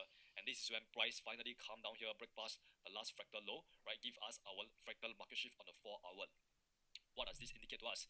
This tells us that right now the medium time frame is going to start pulling back, right? The internal structure is going to start pulling back. This is the first sign that tells us that the swing pullback could potentially happen, right? The 4-hour pullback could potentially happen, but we cannot get a confirmation that the swing pullback has happened, the 4-hour pullback has happened, until price break past the last internal higher low, which is this point right here. Okay, so based on this, price goes down there, create another low high right there before going down here, right? Remember, once we get this fractal market shift, if you want to look for a short opportunity right here, by all means go ahead, but our expectation is that this internal higher low has not been broken yet, so we are still bullish. So if you do want to enter for sell right here, you must be aggressive. That means you must enter for sell right here, and then you must get out at right here, somewhere right around here, because price has not turned bearish yet. So that is when, okay, price goes down there and break past our internal higher low on our 4-hour higher low right there, right? So that is where we are able to get that 4-hour market shift. And if you realize right here, I also put 15-minute market shift, because sometimes what happens is that this 4-hour higher low is the same higher low as the 15-minute higher low, right? So this internal low right here is the same on the 4-hour and the 15-minute. So in this case, price comes down there, break past our internal higher low on the 15-minute and the 4-hour, and then this is when the 15-minute has officially turned bearish. And why? Why did it turn bearish? Is to facilitate the 4-hour swing pullback. Remember, the swing structure is still bullish, because right now this is the swing high and the swing low. Right, price has not broken past this swing low yet, so we are still bullish, and just turned bearish for a short amount of time to facilitate that pullback. This is when, after price create that market shift, once again we are expecting price to start pulling back. All right, they start pulling back, and after they start pulling back, that is when you can once again look for your sell opportunity right here. Right, remember, short-term sell opportunity, and you can sell it all the way down here. Right, because this is the strong low which we are expecting price to hold. Now, after that, price comes down here, and eventually it comes down here. If you apply whatever we have learned in the previous lesson, where we talk about premium and discount, you put your premium and discount tool right there, you will realize that, wow, right now price has entered below the equilibrium, and this means price is in a discount right now. So since price has entered a 4-hour discount, you need to be careful when it comes to your short right here, right? If you enter for a sell right here, you need to be careful, because right now, since price has entered into the discount, we never ever know when this swing pullback will be over, and right now we're going to turn back bullish again on the internal structure and the swing structure. So once price enter 4-hour discount, this is where we know that, okay, the 4-hour higher low, it's most likely going to start forming soon. So before we can assume that that happens, we need to get that 15-minute to turn bullish first, right? So that is when price continue creating lower high and lower low on the internal structure on the 15-minute time frame, right? Price is still bearish, and then eventually right here, this is the 15-minute higher low before price, lower high before price goes down even further, creating once again all of these are what your internal break of structure right there. So based on this, when we look at a 15-minute time frame right now, we will see that, okay, this is the last 15-minute lower high. And in order for me to confirm that this entire swing pullback is over, I need to wait for price to break past the 50-minute lower high, which it did right here. When you go up there, break past the 50-minute lower high, give us our 50-minute fractal market shift. This is when we know that price is going to start pulling back. But it does not signal to us that the swing pullback is over yet. It just means that the 50-minute structure is going to start pulling back to the last internal high, right? So based on this will potentially be the last internal higher low, internal high and internal low right there. So price could potentially just play around right here, and as long as it does not break past the last internal lower high right there, we are still not bullish. Okay, so this is when price can come all the way up here, react from this internal lower high, and still go down even further, and potentially even break past the strong low that we have right there. Right, so we never ever want to assume, so we want to react. But eventually, right here, luckily enough, we got price actually going up there and break past our last internal lower high on the 50-minute time frame. This is when the 50-minute time frame has turned bullish to confirm to us that the swing pullback is over. And right now, the internal structure, the 50-minute time frame structure, is aligned with our swing structure on the 4-hour time frame.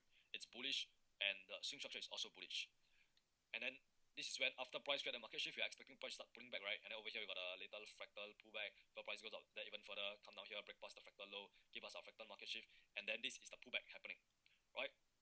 Before we get too ahead of ourselves, right here, when price create this swing high and swing low, I mean this internal high and internal low, that is when we can map out our premium discount once again. And since we're expecting price to start pulling back after price create this market shift, where is price gonna pull back to? Most likely gonna pull back to our discount zone that we have right here, right? And it did, right? Managed to come back down into the discount zone.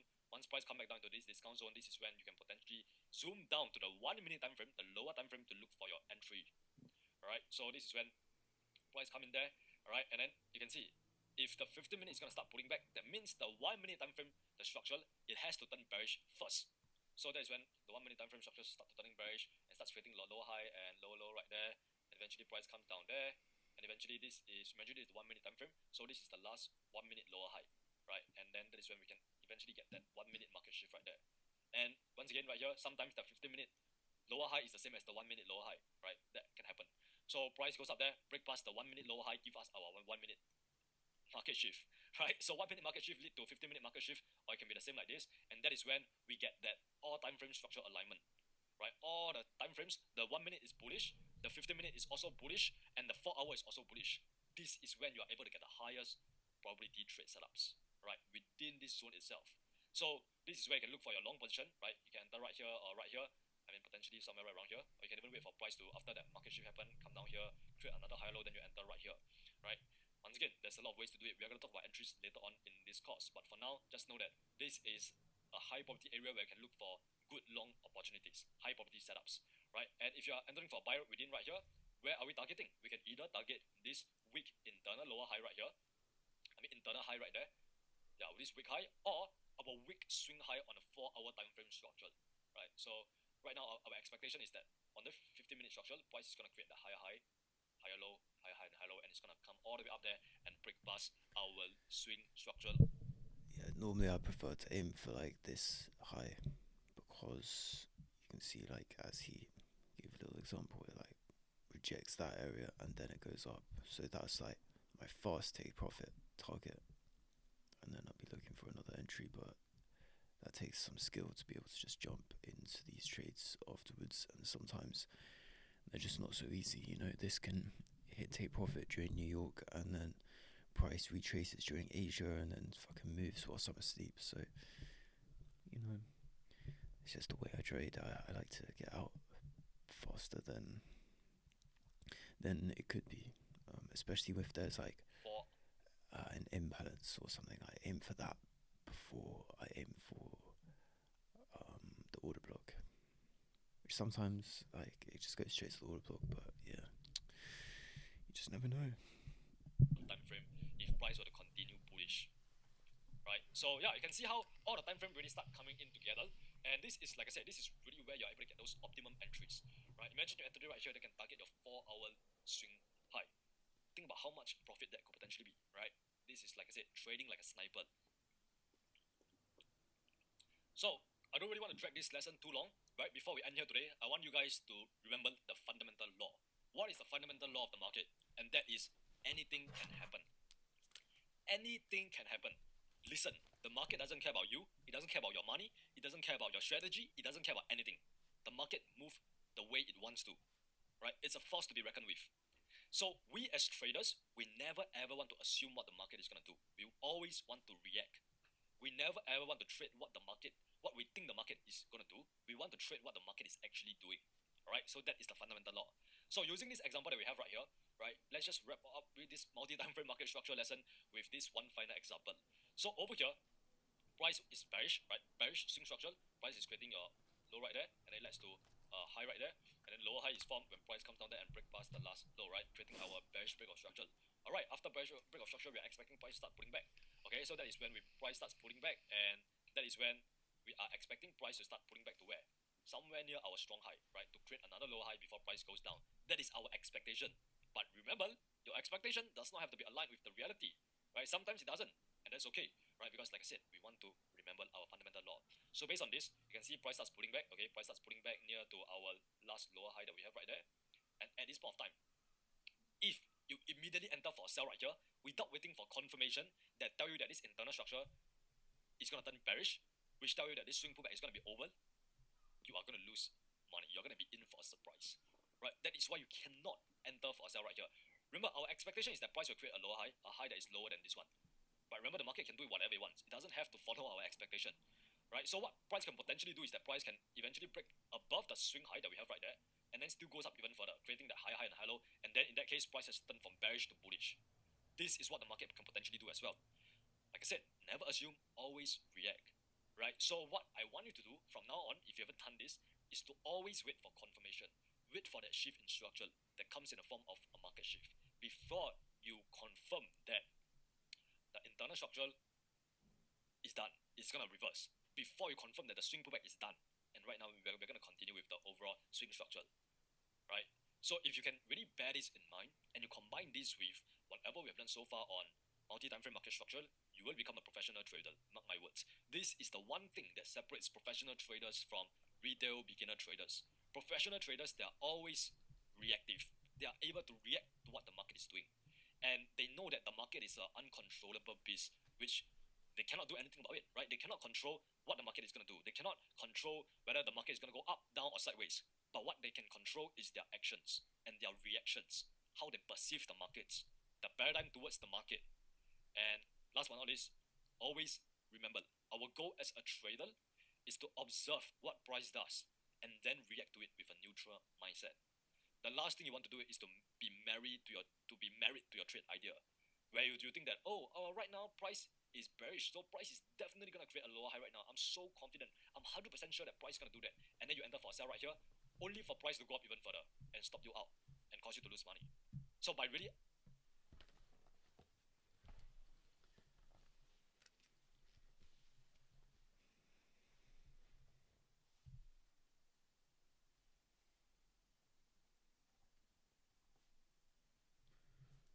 Observe, observe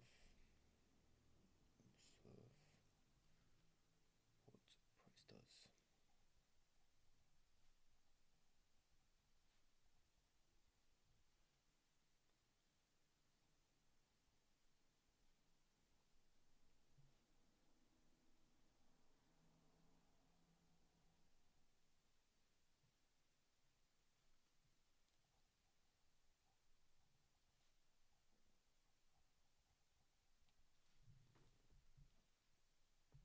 understanding this and instilling this into your mindset, this is where you can really prevent those losses and those stupid mistakes which you know that you're probably making. Right, alright, so that is pretty much a multi-time frame market structure lesson. In the next lesson, we're gonna go through some chart examples, and that is when we are really able to execute this on the markets itself. And you realize that it's pretty much the same as the three types of structure lesson that we learned, right? The swing, internal, and fractal structure. It's just that this time around, we have replaced those terms with our higher time frame structure and our lower time frame structure. That's all it is. And when it comes to multi-time frame structure, as time passes, you will get better and better at it. But for now, let's just go and do the work. So next lesson, I'll see you there, and let's go and look at some charts together and go and map out the higher time frame structure and the lower time frame structure so that we can really piece all the puzzles of market structure.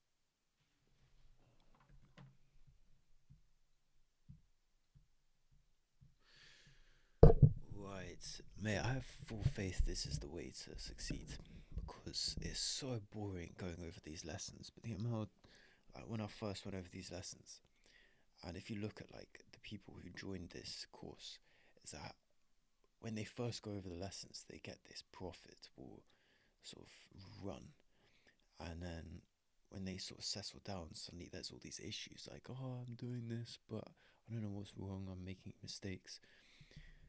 So these lessons, mate, just go over the lessons over and over again, and you're getting it in your head, and you're so freshly renewed information. It's just so powerful when we actually put that information into action. Okay, structure. Now let's go to the charts and actually apply whatever we have learned so far about multi-time frame market structure, right? So, by the way, you need to watch swing and internal and fractal structure. Like you need to have a very deep understanding of this three structure before we move on about multi-time frame concepts, all this stuff, right? So please, I can't emphasize how important it is for you to really get the foundation right. Right, the market structure, this entire mechanical market structure course module, it's the most important module because this is the foundation of price, right? This is essentially just how price move.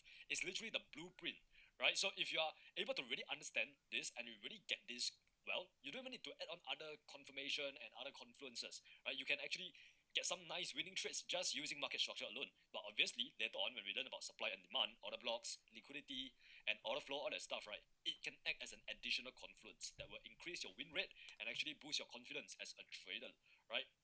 For now, like I said, get the basics right, get a very deep understanding of market structure before you move on to multi-time frame market structure, and then get a very deep understanding of multi-time frame market structure before you move on to the supply and demand concepts or the other market mechanics concepts. Alright, if not, let's try to map this out, right? Look at EURUSD right now for simplistic sake, for illustration purposes, I'm just gonna use 2 time frame for now, right? To show you guys how all of these higher time frame and lower time frame structure really come together, because I believe that's what you need to know right now, really how to combine this higher time frame structure and lower time frame structure, right? Like I mentioned just now, the markets are fractal, which means what happens on the higher time frame must first happen on the lower time frame. So based on this, let's map out the structure a little bit. So over here we have a swing high, swing low, swing high, swing low. So based on this, you can see it's a little bit of sideways market, right? When price just going sideways like this, not really going anywhere.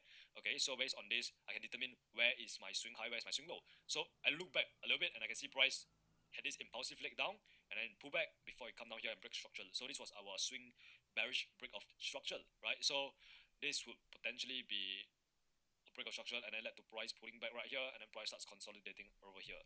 So based on this, there is no break whatsoever. So this is the last lower high, right? So that's when I can map that up, the last lower high right there.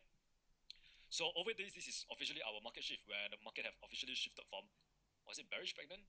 Yeah, from bearish right here, this bearish trend to down to uptrend again, right? So based on this, you can mark that up as market shift. But before this actually happened, you can see what happened right here. So this is where there was an internal market shift, right? Where we are able to get another market shift to the upside right here, somewhere right around here. So after this, price has pretty much turned bullish, and this is when we are able to map out those higher highs, higher lows being formed right here, higher highs and higher lows. So I'll just mark up right there, higher highs and higher lows. Okay, so just map that up as well, map this up as well. Right, so I'm just gonna map out all the market structure, all the swing structure for you guys to see first. So right now, like I said, for Yo, what about this?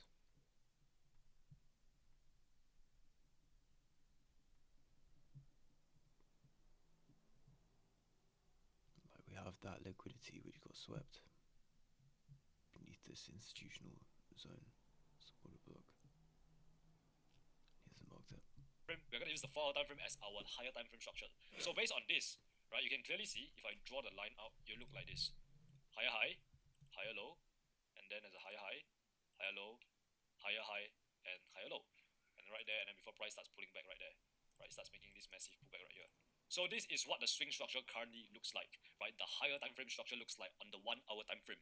And previously we learned that a higher time frame run is a lower time frame trend. So right now, the higher time frame it might look like this. But if you go down to the lower time frame, like say the 1 hour, you will see that this right here, this 1 up move, it could look like this.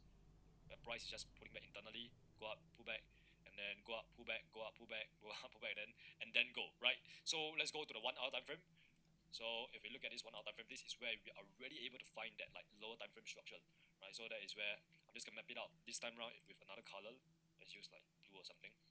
So you can see right here, price push up, internal structure being formed. Okay, internal high, right there, high high, hello, high high. All of these are just internal structure being formed right there. Just gonna speed things up a little bit. Okay, you can see all of this. You can see pretty much all the internal structure being formed right here. Okay, so I'm just gonna stop here for now, take a break for now.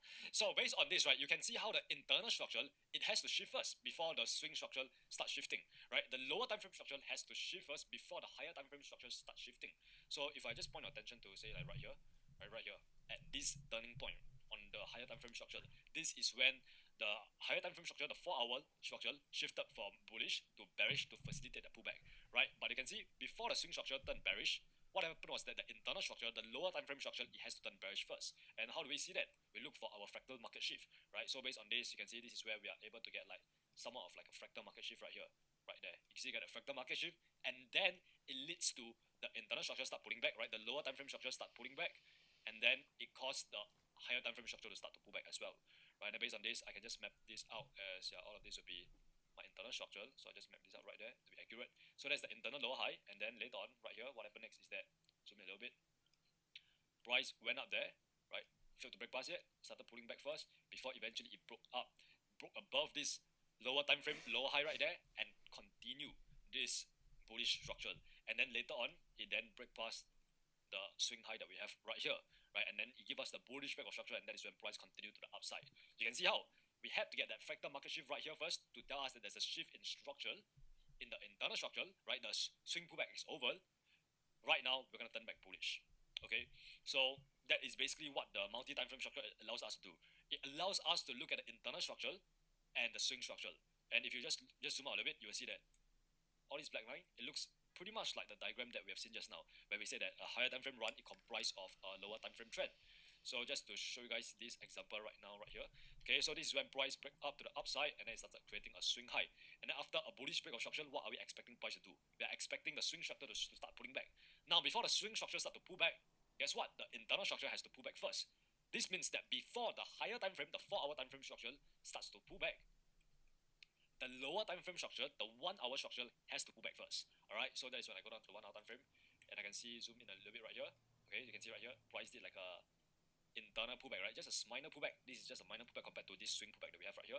So just continue mapping out our internal structure. We have this one right there, and then led to price pulling back, and then it broke structure right here. You can see the wick broke structure before price comes down there again, and then it starts moving to the downside, right? You can see right there, it starts moving to the downside right there. So over here, this was like a fractal structure, right? Because what happened was that this was the last fractal low, and then price just pretty much broke fractal structure right there, broke the fractal low. So this is our fractal market shift. So if I just have to map out all my fractal market shift, let me just put it right there, fractal market shift, and then another one over here as well, and then there's another one over here as well.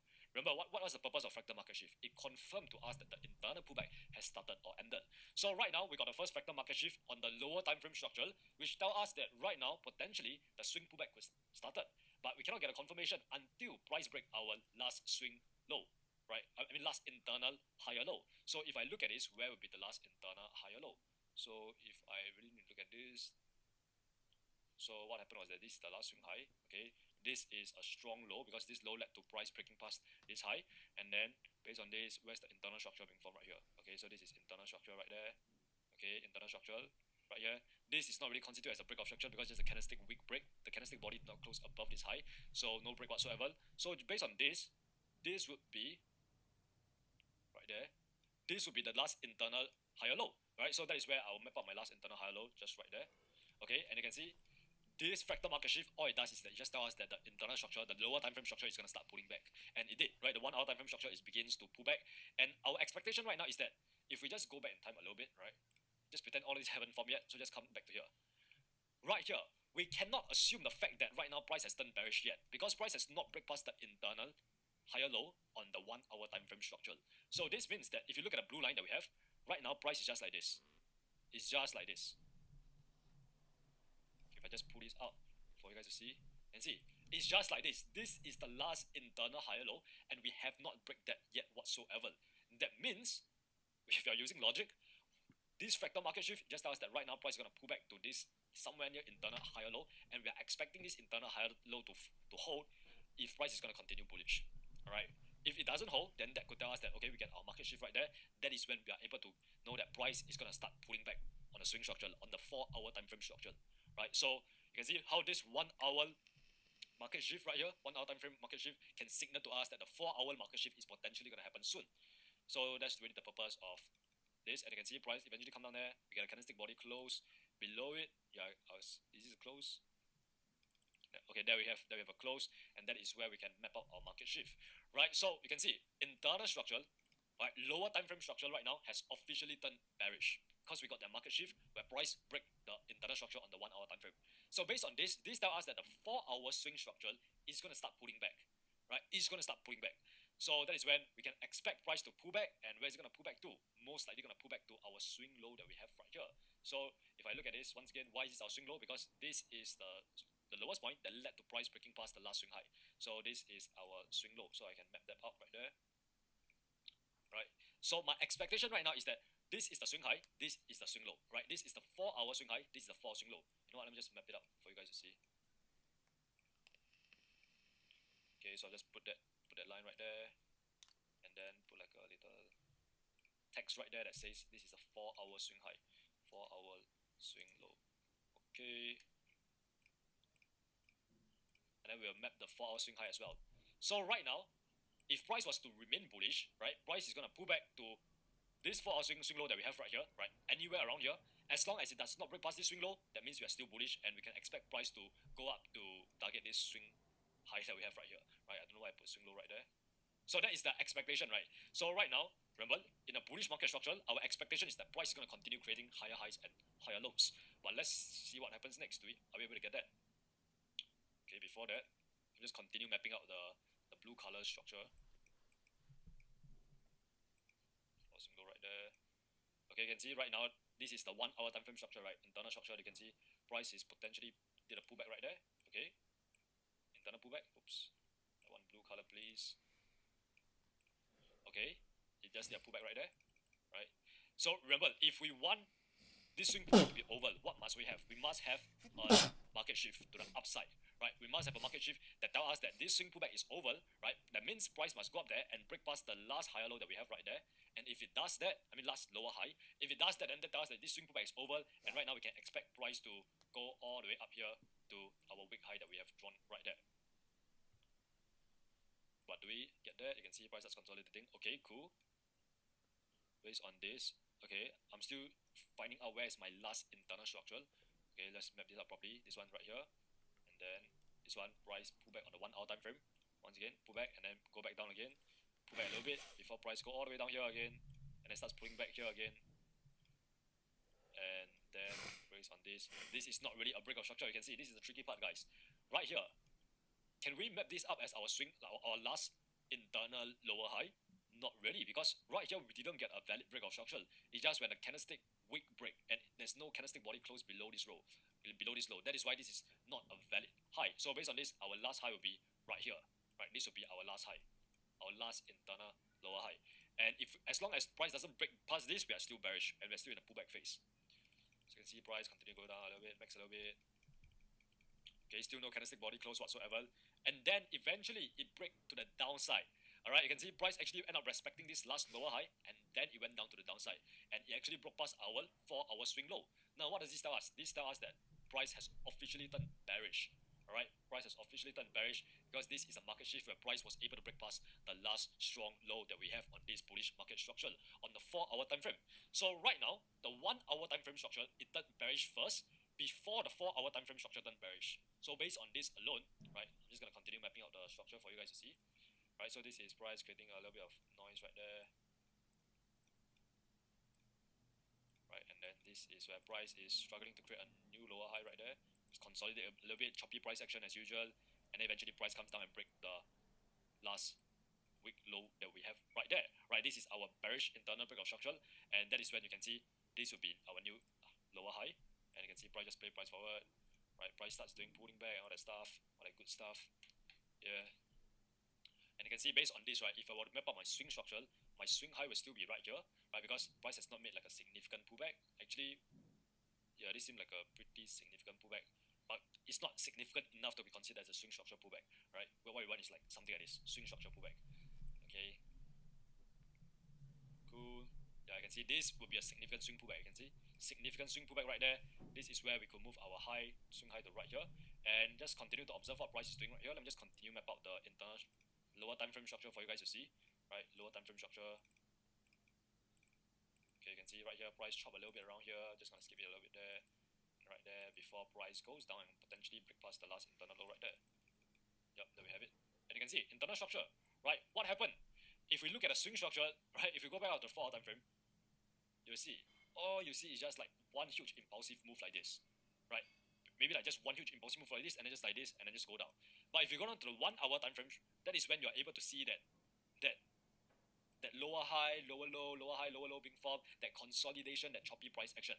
Because in a bearish market structure, what is our expectation? Our expectation is that price is going to have an impulse move, and then it's going to make a correction like this, where price starts creating a high high, high low on the internal structure, and then another impulse move. Oops. Oh my god, right there. Okay, let me just draw that up again. So our expectation of a bearish market structure is that price is going to make an impulse move, starts pulling back, create higher high, higher low on the internal structure, and then eventually this internal structure is going to be oval, right? This swing pullback is going to be oval, and that is when price make another impulse move again, and then starts pulling back, creating lower high, higher high and higher low on the internal structure before it go down even further again. And this is exactly what we have right here. If you look at this, it's almost like crazy. It's almost how insane, how similar it is right here. You can see right here, internal structure looks exactly just like this, right? So just delete this. Okay, then you can just continue play price for and see, right? The swing structure, lots of internal structure being formed right there, and then eventually we got a market shift to the upside, right? So based on this, continue mapping out my internal structure, my lower time frame structure, right? Bear in mind the blue line will be our 1 hour time frame structure, and then the black line is our swing structure, right? Our 4 hour time frame structure. So based on this, continue mapping this out right here. Okay, okay. Based on this, where is our internal lower high? Right here, this will be my internal lower high. So I was able to get that market shift to the upside right there. Right, once we get a market shift, guess what? Price has officially turned bullish again, and you can see it all happened because the lower time frame structure, the 1 hour time frame structure, turned bullish first. So if we just go back in time a little bit, right? Right here, let's say price is right here right now. And based on this, this will be our internal range that we are playing from, right? This is our lower time frame structure, right? We are looking at 1 hour time frame. This is the internal structure. So if we just purely look at this, right now we are within this internal range, right? So remember our expectation of a bearish structure is that price is going to create lower highs and lower lows. So this is the last lower high, and then this is the last low, right? And right now we are expecting price to respect this last lower high and then go down even further. But unfortunately, price did not give us that. It broke past the last lower high, give us a market shift. This is when we know that this entire swing structure, this bearish swing structure, right now we're going to turn bearish. You can see how it started from the lower time frame first. Once we get a signal on the lower time frame structure that we get the market shift on the internal lower high, right, bullish market shift, this is when we know that the swing structure, we have to map it out right there, the black line that we have, the swing structure right now is going to turn bullish, right? It's going to turn bullish, and that is when we can expect the swing structure to start creating your what? Higher highs and higher lows, right? Oops, that right there. There you have it, ladies and gents. That's internal structure, and that's how you combine the internal and swing structure to lower time frame and higher time frame structure. It's pretty much the same thing, honestly. It's just that right now, instead of calling it internal structure, you're calling it lower time frame structure, and then for swing structure, you're calling it higher time frame structure. It's pretty much very similar. And now that we have like kind of gotten like the basic part of this multi-time frame concept out of the way, right? Actually, you know what? Before I do that, I just want to do something like this for illustration purposes. Right, let's just try to drag all this drawing out for you guys to see what all of this looks like. Okay, you can see it right here. Right here, guys. Doesn't this look very similar to what we have just now? Right? If I could just go back to the diagram a little bit. Does this look familiar to you? You can see how it's pretty much like very similar. That is why I say the markets are fractal, right? Whatever patterns that we see, it happens on higher time frame, it also happens on lower time frame. Alright, so now that I've proved my point, let me just get back to the charts. So yeah, that's basically what price looks like. You can see how the lower time frame structure is shift first. You can see lower time frame structure, we get that lower time frame market shift first before we get that bullish back of structure to the upside. So that is how useful like all this knowledge is. Let me just go back and just put this drawing back.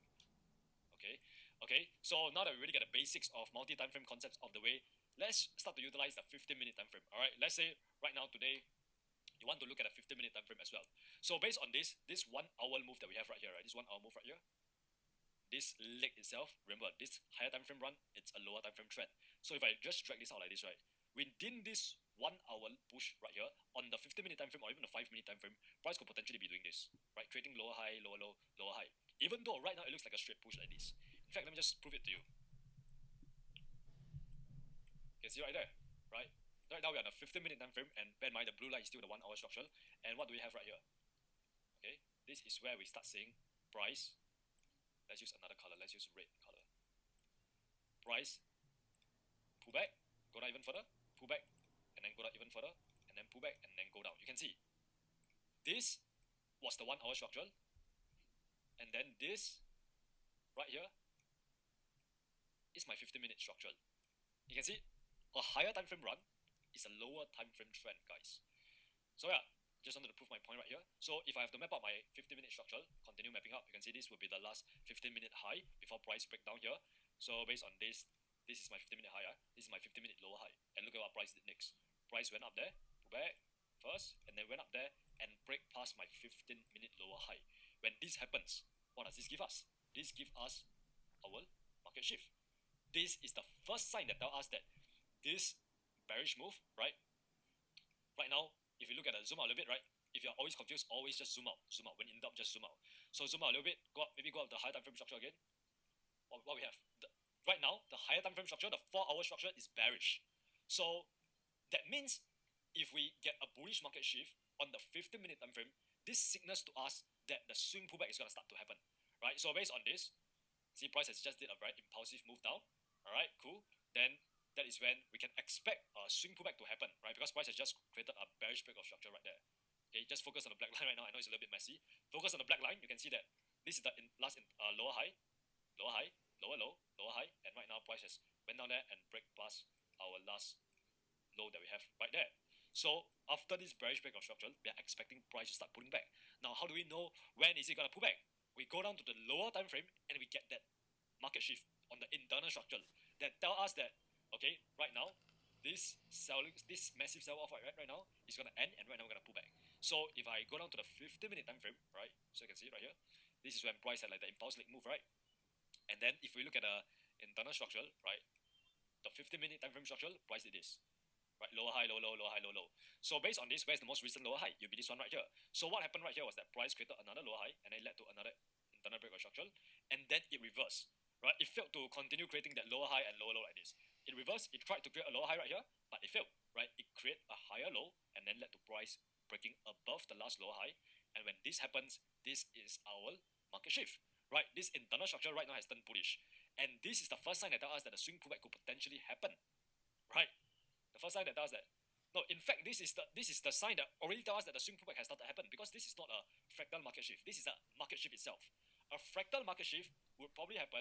Let me just look at the fractal structure right here. Right, did this candlestick close below the previous low? Yes. This one closed below the previous low. This one, no. Okay, this one, yes. Okay, so based on this, the fractal market shift will be, okay, this will be fractal break of structure right there. So this will be the fractal break of structure, and then it will be the nearest high, it will be this one right there. You can see fractal market shift happen right here. So if I just zoom in a little bit right there, where price is, we got that fractal market shift right here first. This fractal market shift that tells us that right now the internal structure is going to start pulling back. So based on this, where's the last internal lower high? It's still right here. So right now this is the range that we are playing within. As long as price does not break past this internal lower high, we are still bearish. But eventually it did, right? You can see right here, this candlestick, it closed above the internal high, right? This is the candlestick body close. This tells us that, okay, now we got a market shift. It's not a fractal market shift, it is a market shift itself. And this has officially told us that right now the swing pullback is going to start. And that is when we can expect price to turn bullish on the 15-minute structure, and price is going to start creating higher highs and higher lows on the 15-minute structure. Okay, because right now we are in the swing pullback phase. So let me just remove the drawing. Okay, let's leave the red line there and just continue mapping out the 15-minute structure, right? So you can see this is a high right there, and then price pullback right there. Oh my god. See this color right there? Okay.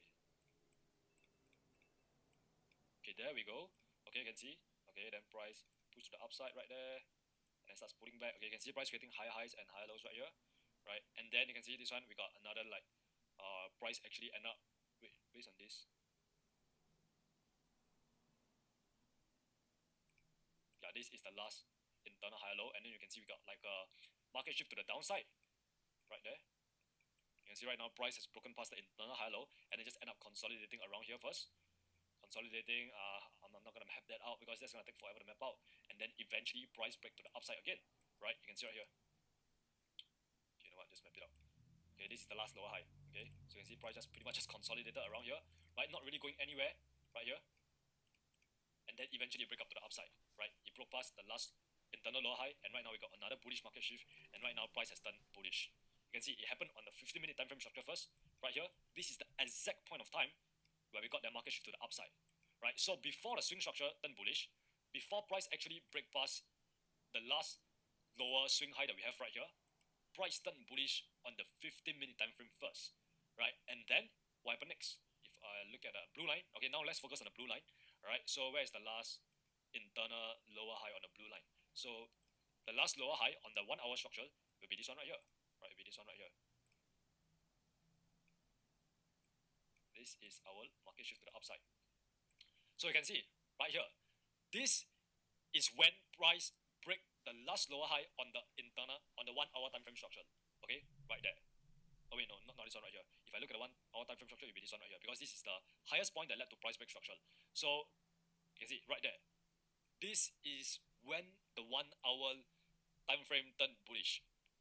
But before that happened, the 15-minute time frame it already turned bullish right here. So now you can finally see how all of these things come together, right? That is why it's so important for you guys to utilize multi-time frame entry and multi-time frame concepts. Because if you can really understand this, you can know when is the turning point in the market much more earlier before it actually happened right here. You can see the guy who actually spot this, he's gonna get in right here for a buy, compared to the guy who spot this and enter for a buy right here. This guy right here is gonna get a much better entry, right? So yeah, I hope that I've really explained like the importance of using multi-time frame concepts in this lesson, right? That's just one example, one of the many examples that we're going to go through in the lessons, right? This is just utilizing 3 time frame, the 4 hour, the 1 hour, and the 50-minute. As time passes, you're going to start be exposing to yourself to 1 minute time frame as well. But the 1 minute time frame is going to be it's much more noisier than this. This still looks somewhat clean, somewhat logical and rational. But the 1 hour time frame, you'll see stuff where price just going crazy. So that's why I wouldn't recommend you guys to jump straight to the 1 minute time frame, especially if you are a beginner, right? So yeah, if not, then I will show you guys more examples in the next video where we talk more about this multi-time frame structure. Holy smokes, mate. Super duper fucking tired. I've got quite a lot to do today. I keep getting these weird thoughts as well. It's like, it's good, meditation takes me out of them, but it's like, you know, you think of something that happened yesterday, and then your mind goes wandering. Or you close your eyes and you start thinking of like a man with moustache for hair. You know what I mean? I don't know why I thought about that whilst I was fucking dozing off, but briefly I saw a guy and the side of his hair was a fucking moustache. I was like, wake up. You're in some weird dimension. Alright, so this is the last video that we're going through today, and the next video we're going on to supply and demand. Market structure has been a journey, mate, not gonna lie. The fractal market structure was the mind-blowing shit that actually turned on this reticular activating system to start doing these lessons on the daily. Right. Wait, let me have a piss.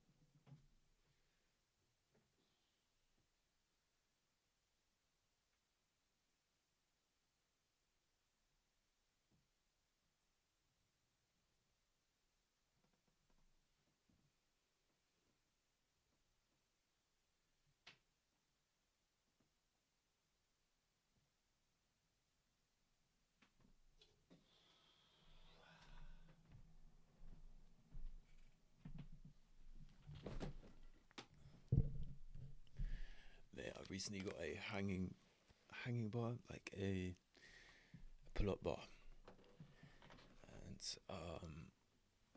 man, every time I walk into my room, just it's on my door frame, and I just do a little pull-up, and oh my goodness, mate, it's so good for the back, but my back is in so much pain right now. So it's still good nonetheless. Alright, welcome to part 2 of the multi-time frame market structure walkthrough. Right, so this could potentially be the last lesson for mechanical market structure. So this is going to be a good one. We're going to end things off with a bang. Alright, so right now what I'm going to do is that I'm going to utilize 3 time frames. Only 3 time frame, right? Daily time frame as my higher time frame, 4-hour as my medium time frame, and my lower time frame will be my 15-minute. Alright, so I'm going to map out the structure in real time and show you how I would trade it. So you can really get it. And by the way, so far we have learned about swing and internal and fractal structure. And if you combine the swing, internal, and fractal structure, that alone, it can be mind-boggling, right? It can be quite confusing and complex just learning about those 3 structure alone.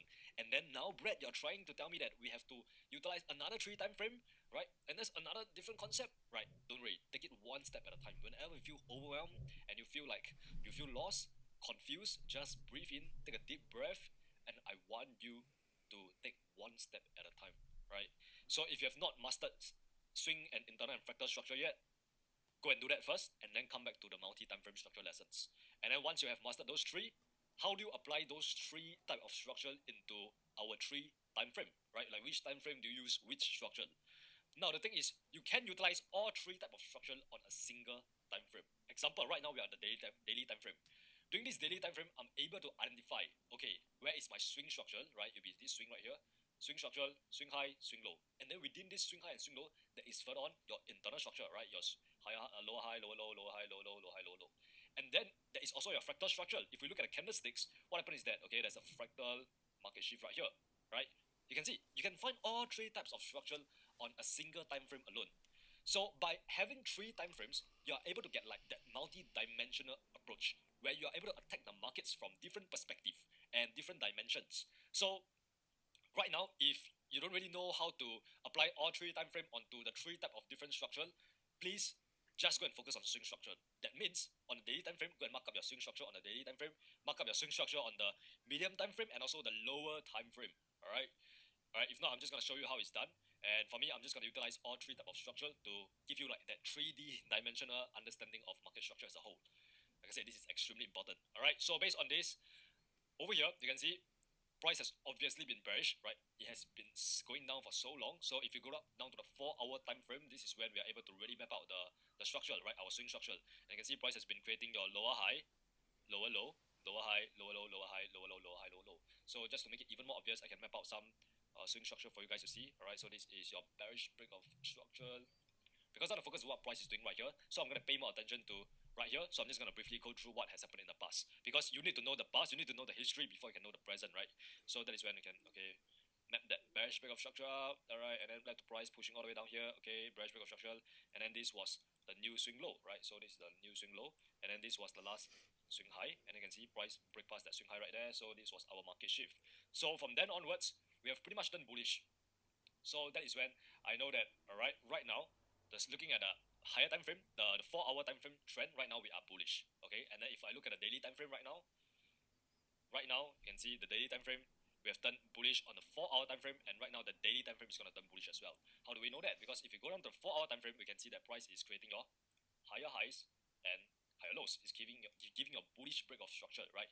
Higher highs, higher high, higher low, higher high, higher low, and right now price has just created another higher high. So based on this alone, you can see I have my bullish break of structure. Alright, so cool. This is basically what I'm doing first, right? When I come onto a blank chart, I'm mapping out the swing structure so that I can really build a narrative of what the market is doing on the higher time frame. This allows me to know who is in control of the market. This tells me that, okay, right now price is bullish because right now we have price printing higher highs and higher lows, right? Strong lows leading to price breaking past the weak highs. So based on this, I know that, okay, I should be looking for buy if I want to trade with the trend, right? This will give me the highest probability trade setups. Does that mean I cannot look for sell? No, because within this counter trend, when price starts retracing and starts pulling back after the break of structure, by all means go ahead, you can look for some short-term selling opportunity if you want. But right now, okay, let's just focus on what price is doing, since that we have already built a narrative on what price is doing right now. All of this is just noise to me, so I can just focus on what price is doing right now. Okay, so based on this, we are on the 4-hour time frame structure, right? You can see price is printing high highs and high lows. These are the swing highs. Go zoom out again a bit. Go daily time frame. You can see, obviously, you can see right there, right? Price is creating a high highs, higher lows, higher highs, higher lows, higher highs. Very obvious. And after we get a break of structure, what are we expecting? We are expecting price to start pulling back, right? So we are expecting the swing structure to start pulling back. Now, what is the first sign that will tell us that the swing structure has pulled back, right? What do I want to see? I want to see my fractal market shift, right? Which tell me that, okay, right now price is potentially gonna pull back right now, and right now the swing structure is gonna start pulling back. Okay, so that is where I'll continue to look at what price is doing right now, right? You can see right here, okay, potentially based on this, I'm just gonna map out my fractal low. This will be my fractal low right there. Just gonna demarcate this with a dotted line. This will be my fractal low, and then you can see this is when price break past the last fractal high, right? So this is still my fractal low. Okay, there we have it. There we have our fractal market shift. Now, once we get this fractal market shift, this is the first sign that tells us that the internal structure is going to start pulling back, right? So this is, let me just put it there first. Okay, cool, right? Fractal market shift, and then where is my internal structure? So if I look at the internal structure right now, right, let me just go down to the 50-minute time frame now. This is where I am able to find like what's the lower time frame structure, right? So I can see over here, you can see, okay, what happened right here. Zoom out a little bit. Okay, move this right here. This is a swing low. And then after this, price was creating higher highs and high lows, internal structure. This is an internal break of structure just right there. Okay. And then led to price creating another internal break of structure just right there. Right, you can see right there. There's actually another break of, there's actually another internal break of structure just right there. Okay, why did I map this internal break of structure out? So that I can really identify where's the internal high and internal low on the 50-minute. So based on this, right, I can see that, okay, price was creating high highs, pullback, break above, and then starts doing a minor pullback before it break above again, minor pullback before price goes up even further, and then it starts coming down here and create that fractal market shift. Okay, so before we really get ahead of ourselves, let's go back to the 4-hour time frame and try to identify where is our 4-hour high and 4-hour low first, right? So based on this, okay, this is the lowest point that led to price breaking structure. So this will be my last 4-hour swing low, right? So I'll just put it up as my 4-hour strong low, right? It's going to be a strong low because it led to price breaking past the wick high. And then where is our 4-hour wick high? It'll be this point right here. Right, this will be my 4-hour wick high that has just been broken. We cannot identify where is the new 4-hour wick high yet until price does like a significant pullback. And this is just a minor pullback, so it's not really counted as a significant pullback. Okay, cool. So now, go down to the 50-minute, go back there, and this is where I want to find out where is my internal high and internal low. Why is it not loading right there? Okay, it's a little bit laggy. 50-minute right there. Please load for me. Okay, there we have it. There we have it. Okay, so based on this, right, where is our 50-minute high and 50-minute low? So, okay, I'll map out. Okay, since price has just created an internal break of structure right here, this will be our 15-minute high. And this is going to be a strong high since it led to price breaking past the 15-minute low that we have right here. So, this is a strong high. Okay, where's my 2?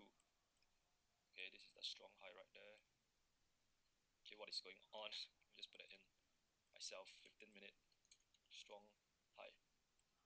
Okay, we got a 15-minute strong high, and then, like I said, this is our 15-minute wick low, right? Because this is the lowest point that led to price breaking past the last 15-minute high. So this is our 15-minute wick low, which just has been broken right there. Okay, cool. So now you can, if you realize this, right? When we draw this fractal low right here, it's so coincidentally aligned with our internal higher low as well, right? Let's go back up again. If you observe right here on the higher time frame, when we are mapping up this as our fractal low that led to this fractal break of structure, right? If we go on to the 15-minute, this fractal low is actually our internal higher low as well, right?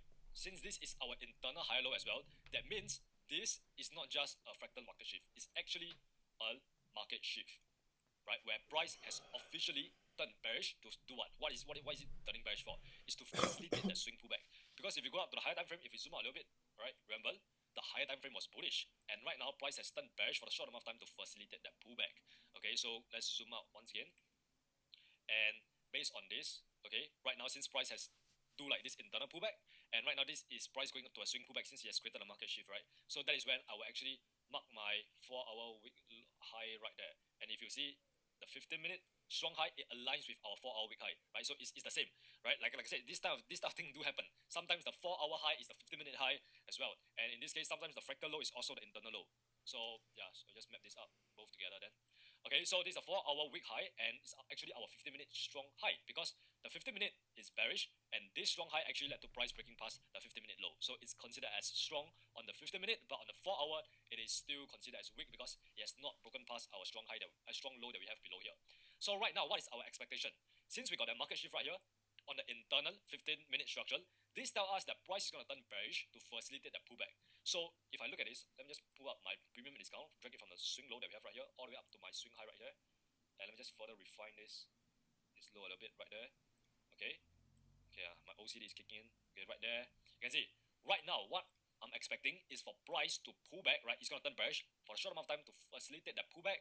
And where's it going to pull back to? It's going to pull back to my discount area that I have right here, right? Then potentially we can get a fractal market shift on the internal structure that tell us that the swing pullback has ended, and that is when right now price is going to turn back bullish. So this is my expectation of what I think the market will actually do, right? If it were to continue bullish, because if you want to continue bullish, it cannot go past this strong low that we have right here. So let's go back down to the 15-minute structure, right? So okay, cool. Okay, 15-minute structure, please. All right, so let's just continuously map our 15-minute structure. Right here. After market shift happen, what are we expecting? We are expecting price to actually start pulling back on the 15-minute, right? And then when price starts pulling back, okay, let me just map out my 15-minute high and low again. Okay, so this was the 15-minute high, but then it led to price breaking past structure, right? So this is still the 15-minute high. Okay, and then where's my 15-minute low? It's still this one right here because price has not did like an internal pullback. I guess you can consider this as an internal pullback. So I just put that there, 15-minute high, and then this is the 15-minute high. Okay, so this is a strong high that led to price breaking the wick low, right? Okay, so this is the internal pullback itself. Okay, so price is creating lower highs and lower lows on the internal structure, on the 15-minute structure. You can continue play price forward. All right, do we get a break? Okay, another break to the downside. Instead of this, I'll just put internal break of structure right there. Okay, this is an internal break of structure right here. Another internal break of structure right there where price break through the last low, right? So this new internal lower high becomes right here. This is the lowest, this is the highest point that led to price breaking the internal low. Okay, so right now, once again, you see, this is the biggest mistake that most traders do, right? If they don't really understand multi-time frame market structure, they just jump straight to one time frame. Imagine right now you're on a 15-minute time frame and you see this, you see price going down just like this. You're gonna start looking for a sell position. While if you zoom out and you look at a 4-hour structure, right? You look at 4-hour structure and the overall swing structure, the daily time frame swing structure, price is still in a massive bullish trend, right? And that is why I always say the higher the time frame, the more information. The higher the time frame, the stronger it is, right? So based on this, right now price is just turning bearish to facilitate that pullback. Okay, so that's our expectation on what price is doing. So by all means, if you want, you can look for sell position right here, right? You can sell all of these lower highs that we have right here, all these strong highs being formed, right here. Okay, let me just draw it out for you guys to see. You can see internal lower high, internal low, right? Then you can easily draw up your premium discount from this swing internal structure right there. You can wait for price to pull back to the above the equilibrium, then look for a short position, right? So on and so forth, using a premium discount right there. Just remove that, and you can see sometimes it just makes like this impulse pullback, right? Okay, and then another based on this, another very like internal break of structure right there. So based on this, where is my last strong high? It'll be this one right there. Okay, this is my last internal strong high. So assumption is that if price want to continue bearish, it's going to come down here, come up here, and then go back down, right? Creates like some sort of low high. So right now, on the internal structure, on the 15-minute time frame, right, we can expect price to, after this internal break of structure, we can expect it to pull back, right? It makes an internal pull back all the way up here, somewhere around here, and then respect this strong high and then go down even further.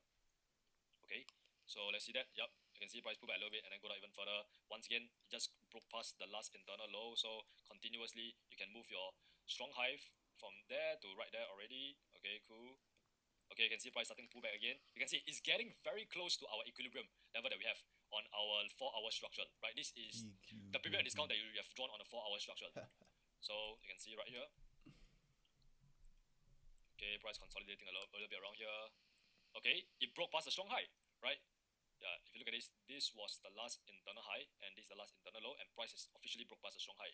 Now this is a market shift, right? This tells us that okay, potentially this could be a market shift, and right now this swing pullback could potentially be over, right? That is where we get that true structural alignment, right? In this case, let me just put that right there. Right, so this is where we get that true structural alignment, where our 50-minute time frame is bullish because the swing pullback has officially been over. Our internal structure, the 15-minute structure, by the way, is bullish. And then if we go to 4-hour structure, it is potentially also bullish, and the daily time frame is bullish as well. So this is where we get all the structure aligned together. And right now we could potentially look for price to actually create that higher high and higher low, right? But bear in mind, this market shift is not really confirmed until we get what? Until we get another internal breakout structure where price is creating higher highs and higher lows. Okay, so let's just look at what price is doing right now. Okay, zoom back in there. Okay, price has do internal pullback. So this is where you can mark up your new, where's your new 15-minute high right there. Okay, let's put that there. 15-minute strong high. Okay, no, this is a weak high. Yeah, right there. Okay, right there. And then this will be our new strong low, right? This is the 15-minute strong low. So this is the internal structure that we are playing within, right? Let's see, do we get a break of structure or not? Right, like I said, if price does not break past this weak high that we have right here, right, we are still bearish because we haven't get the internal break of structure to the upside that tell us that this market shift is valid, right? If not, then yeah, this is just potentially price comes up there, sweep available liquidity to go down even further. Once again, you will learn about liquidity later on, right? But this is just a liquidity sweep where price do like a forced breakout just like this, and then just go back down, alright? So in this case, since we didn't get an internal break of structure, this cannot confirm to us that this swing pullback is over. So right now we are still within the swing pullback itself. So you can see price has just broke past this low that we have right there. Okay, right now price is still bearish. So based on this, I'm able to turn this to a strong high that just broke the week low, and you can see this is just another break of structure to the downside, and you can see price is potentially entering into the equilibrium, right? Okay, no, you can see instead of entering into the equilibrium. So based on this, okay, mapping out the structure again, this could be just choppy price action where price is just going sideways, right? This kind of thing happen. So this is where I really want to identify where's my last internal, I mean my 15-minute high and low. So this is the 15-minute high, and you can see price has just broken past that 15-minute high. Okay, cool, that is potentially another market shift right there. Oh my days, this freaking ruler, man. Okay, this is where we are able to potentially get the market shift to the upside. Okay, now this low is strong right here. This is a 15-minute strong low. Okay, you can see price could potentially break to the upside right now. Right, you can see right here. Okay, price just going sideways, a lot of choppy price action and stuff once again. Okay, and then it ended up creating an internal break of structure to the upside. Very nice right there. So this tells us that okay, you know what, right now this swing pullback could potentially be over, and right now we could potentially go up to where? Right now we are bullish, and where can we be trading to? Right, this swing high that we have right here on the 4-hour time frame. Bear in mind, why did price turn bearish in the first place? Is to facilitate the pullback, right? So our expectation is that if we want to enter for a sell right here, we must be aggressive, right? We must get out fast, right? So example for me personally, if I were to enter for a sell right here and trade these counter trend setups, right, I will just target like this weak low that we have right here. Okay, so right now this is where we get all the time frame is aligned, right? The 15-minute time frame is bullish, right? If we zoom out a little bit, 4-hour time frame, our medium time frame is bullish as well, right? And then our daily time frame is obviously also bullish as well, since price is creating high highs and high lows. Okay, so based on this, our weak high is right there. So right now, since price has turned bullish, right, which signal to us that this swing pullback is over, what does this tell us? This tells us that price is going to go up there, continue to potentially break past this weak high, and starts creating another high before it starts pulling back again. Yeah, so that's basically how you really utilize the multi-time frame structure. So based on this, you can see right there.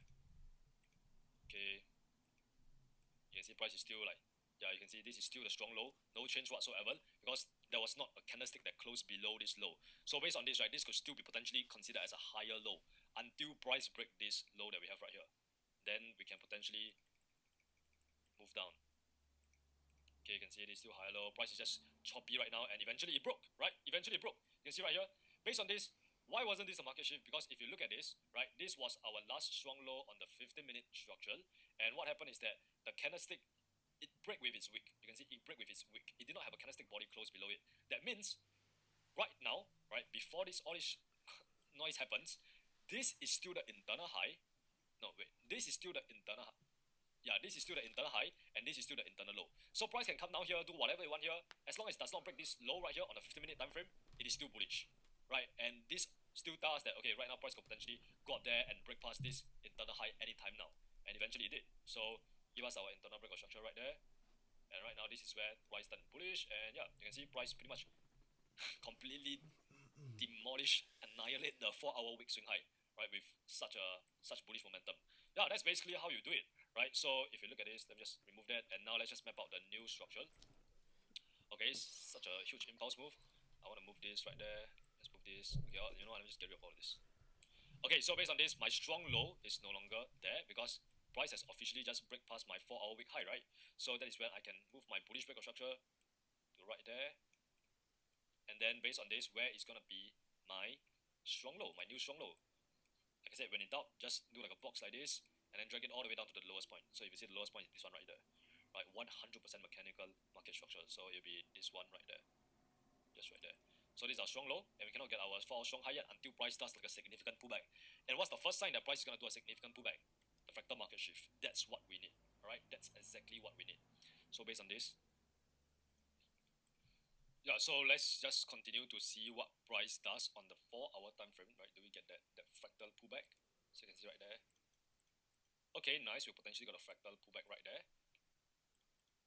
Okay, you can see right here. You can see price starts doing like an internal pullback, right? That is when you can zoom down to the 15-minute time frame, and that is when you can see, okay, price will potentially starting to pull back, right? So based on this alone, you can see there's a lot of fractal structure right here, right? There's a fractal structure right there. Okay, you can see right here, fractal structural right there. So based on this, if I were to map out my fractal low on the 15-minute, it will be, I'll say it will be this one right there. Yeah, right there. That'll be the fractal market shift right there. Fractal market shift. So this signal to us that the internal structure is going to start pulling back, and it did, right? Start pulling back like this. This is where, if I want to map out my 15-minute internal high, right? Oops, not this one.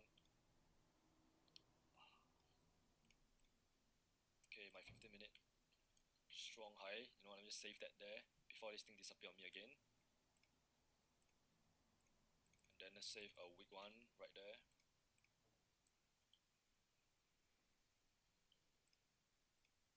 Okay, so based on this will be my last weak high. I mean, my strong high. This is actually a strong high that led to price breaking past the weak low that we have right there, right? So if I look at the internal structure, this is a strong high, and it led to an internal break of structure right there. This will be the new strong high right there, and then you can see price has officially turned bearish once again. Why did it turn bearish again on the 15-minute time frame? It turned bearish so that it could facilitate that swing pullback. All right, so that is when we can expect, you know, price to start pulling back again and again, and this entire thing, once again, this is where you can look for the sell position, right? You can see after the fractal market shift, this is where price starts pulling back up here, right? Later on, you'll learn about, okay, this is actually a supply zone, right? Then you can see price pull back to the supply zone, and it's also within the premium and discount, the premium pricing, and then this is when you can look for your sell position right there, and you can see this is where you're able to make your new internal high, internal low. Once again, look for price come into some sort of supply zone right there, which is also within the premium pricing. Look for your sell position and sell it all the way down there. And when we do look for this aggressive sell position, remember, we don't want to hold it for too long because the expectation is that price is just going to do a pullback, right? It's just going to pull back, and where's it going to pull back to? Most likely from this swing low to this swing high right there, most likely going to come down to our equilibrium right here. It's going to come to below this equilibrium, potentially pull back right here before price, you know, come into the discount zone and then goes up and then starts continuing like this, right? So that could potentially be what happened. And if it does, right, like I said, it's going to be very similar to this, right? You will just see that the internal structure, you will see this happens every single time, right? On the 15-minute time frame, right, it's going to turn bearish for a short amount of time to facilitate the pullback of the 4-hour swing structure, all right? And then it's going to start turning bearish. You will start seeing price creating lower high, lower low on the 15-minute time frame.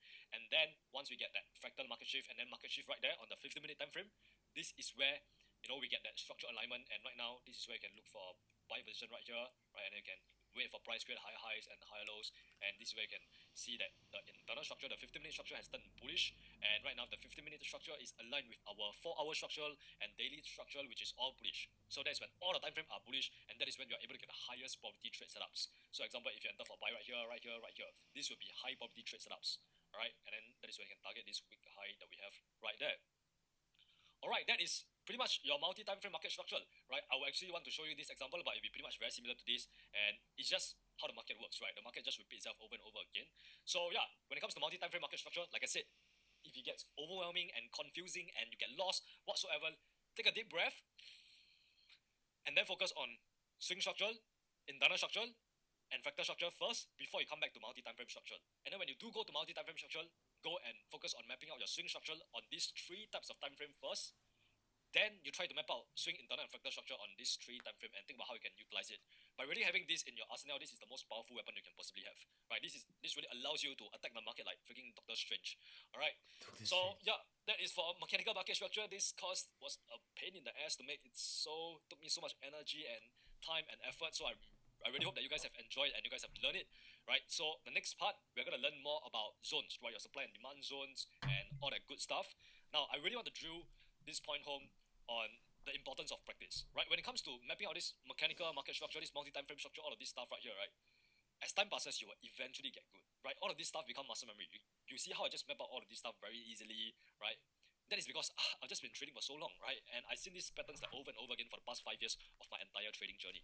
So please go and practice, right? Go and try this on the charts, right? Try using the three time frame approach to your charts and look at it from like a multi-dimensional perspective, and that is how you can really start to piece things together and you really see the market that the market is indeed fractal, right? Whatever happens on the higher time frame must first happen on the lower time frame, and this will allow you to gain so much more clarity when you are trading the financial markets, and it will also allow you to really trade with much more precision. All right, so yeah, please go and just practice because that's the only way you can get good as a trader, and that's the only way you can make consistent profits in the future. Come on, finish the market structure. One of the last notes I wrote is oh shit, let me scale to window. Yeah, one of the last things I wrote down in the market structure. I wrote a few pages, like 5 pages of notes added on market structure. Quite a lot done on the internal and fractal structure. That differentiation between internal and fractal is so key because internal and swing structure are quite similar, but then the actual fractal structure just is completely different. The wick breaks is a fractal market shift. So one of the last things I wrote down was, with practice you'll be able to read the charts like Doctor Strange. That's what he said. It made me laugh. And yeah, that's market structure notes completed. And tomorrow we'll start with I'm not sure whether tomorrow or Sunday what will happen, because tomorrow morning I have not tomorrow morning, but tomorrow, like at 11 o'clock, I have a cricket match. So we'll see. Maybe I can get some work done in the morning. I mean, it makes sense, doesn't it? Right. So I'm going to get on with my day. I've got to do some stretching, and I've got to take my car to get cleaned, because I'm taking people to this cricket match, and that's going to be just annoying if my car's not really clean, because then I'm going to feel embarrassed. And fuck that, mate. Just, like, it's just fucking dusty, mate. Mate, so fucking big the fuck up, motherfuckers. That has been a good day of work. Good morning. 3 hours of good work, including meditation, gratitude. The good part about doing meditation and gratitude on here is that it counts as deep work because I'm streaming, because I'm putting in way more effort than it's not just meditation. I've set this all up. I've got a whole routine going on. There's levels to this. So, let's put on some music to finish this episode in case anyone wants to say anything, because sometimes that's the vibe. There's a delay. Someone wants to say goodbye, and previously I've missed it too many times. So we always have a little music to play at the end. This song has been stuck in my head for quite a long time. So let's play this. And mate, I wish everyone a fucking beautiful end to your week. Productive weekend, and starting next week with a lot of power, focus, and just integrity. Big love, big plays. Let's fucking make this future that our generations will benefit from. One love. Let's go. Come on.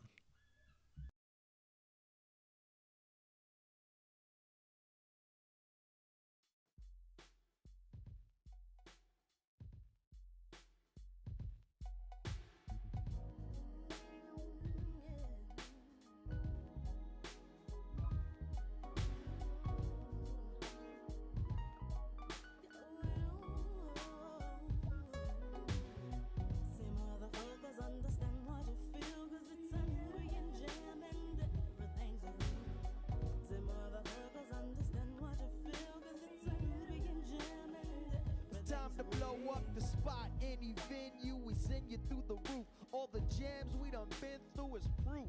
We blend truth with mathematics, doing acrobatics over beats. The sound dramatic when they played in Land Rover Jeeps. I know my peeps is in the front of the stage, smoking blunts with the stroking stunts. Ready to set it when the word is given.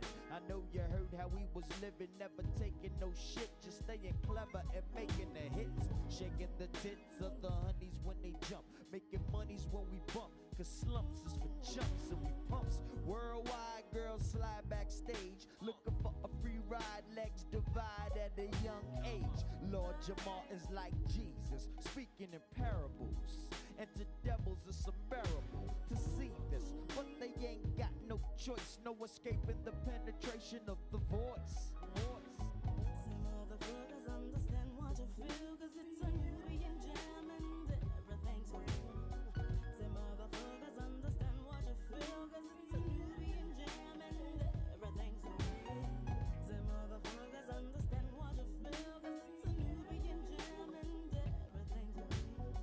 Some motherfuckers understand what you feel, cause it's a Nubian jam and everything's real. And I watched and I watched and I watched and I looked. The X is like no other, who can drop it in the rain?